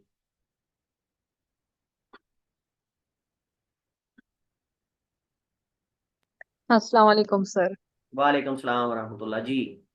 سر میرا ایک سوال ہے. جس طرح ہم نے پڑھا جینس کا، کہ آپ نے بتایا کہ جینس کے لحاظ سے چیز کو دیکھا جائے گا کوہنی کے حوالے سے، تو آپ نے بتایا کہ جینس تو ہے کہ پھر ہم شولڈر اوپر شولڈر تک ہاتھ کیوں نہیں دھوتے وضو میں؟ کیونکہ پورا ہاتھ تو ایک ہی ہے، اور پاؤں بھی تو ساری بات اوپر لیگ تک سارا یہ ایک ہی جگہ ہوتی ہے، تو ایک ہی جینس نہیں نہ ہوئی وہ تو؟ کیا کیا دوبارہ؟ سر ہم نے پڑھا کہ کوہنی کے لیے ہم نے جینس کا وہ پڑھا ہے نا، کہ وہ ایک ہی جینس، اس وجہ ہاں سے آپ کا ہم... سوال کیا ہے؟ سوال کریں آپ. سر میرا سوال یہ ہے کہ جس طرح ابو ہریرہ نے آپ نے بتایا کہ ابو ہریرہ اوپر تک دھوتے تھے، تو اس کا تو یہ مطلب یہ ہے کہ اوپر شولڈر تک ایک ہی جینس ہے، تو ہم اوپر تک کیوں نہیں دھوتے ہاتھ؟ ہاں ٹھیک ہے، کیونکہ اگر اوپر تک ہوتا بغلوں تک تو پھر آنا چاہیے تھا الا ابتیہ، اپنے بغلوں تک دو. لیکن بغلوں کا ذکر نہیں کیا، اس کا مطلب وہاں نہیں جانا، کیونکہ اگر وہاں تک ہوتا یا کندھوں تک ہوتا تو پھر الکتفین آنا چاہیے تھا اور الا ابتین آنا چاہیے تھا، پھر اگلے سٹیپ کا ذکر ہونا تھا. لیکن جب صرف کونیوں کا ذکر ہے، اس کا مطلب کونیوں سمیت دھونا، لیکن اگلے جو جز ہے نا وہاں نہیں جانا. اور اگلا جز کیا ہے؟ وہ بغلیں ہیں اور وہ کندھے. حضرت ابو ہریرہ کا ذاتی فعل تھا. حضرت ابو ہریرہ بعض دفعہ بغلوں تک دھو دیتے تھے، اور وہ کہتے تھے، وہ اپنا ایک عذر بیان کرتے تھے، وہ کہتے کہ من اراد منکم یطیل غرۃ فلیفعل، جو اپنی سفیدی کو بڑھانا چاہے وہ بڑھا لے. ان کا موقف یہ تھا کہ جتنا اوپر تک دھوئیں گے اتنی سفیدی ہوگی اور نور ہوگا قیامت کو. حالانکہ یہ ان کا موقف صحیح نہیں تھا، دیگر صحابہ ایسا نہیں کرتے، اللہ کے رسول ایسا نہیں کرتے تھے، کیونکہ اگر پورا دھونا جائز ہوتا تو پھر اللہ حد بندی کیوں فرماتے؟ پھر تو بغلوں کا ذکر ہونا چاہیے تھا نا، یا اگلے جز کا ذکر ہونا چاہیے جو اگلا نام آ رہا ہے، اور وہ ہے الا کتفین او الا ابتئی، پھر یہ آنا چاہیے تھا۔ اسی طرح ٹخنوں کا ذکر کر دیا، گھٹنوں کا ذکر نہیں کیا، کیونکہ اگر گھٹنوں تک دھونا جائز ہوتا تو پھر جو ہے وہ الا رکب آنا چاہیے تھا، او الا رکبتین۔ سمجھ گئے آپ بات کے نہیں؟ جی جزاک اللہ سر۔ چلیے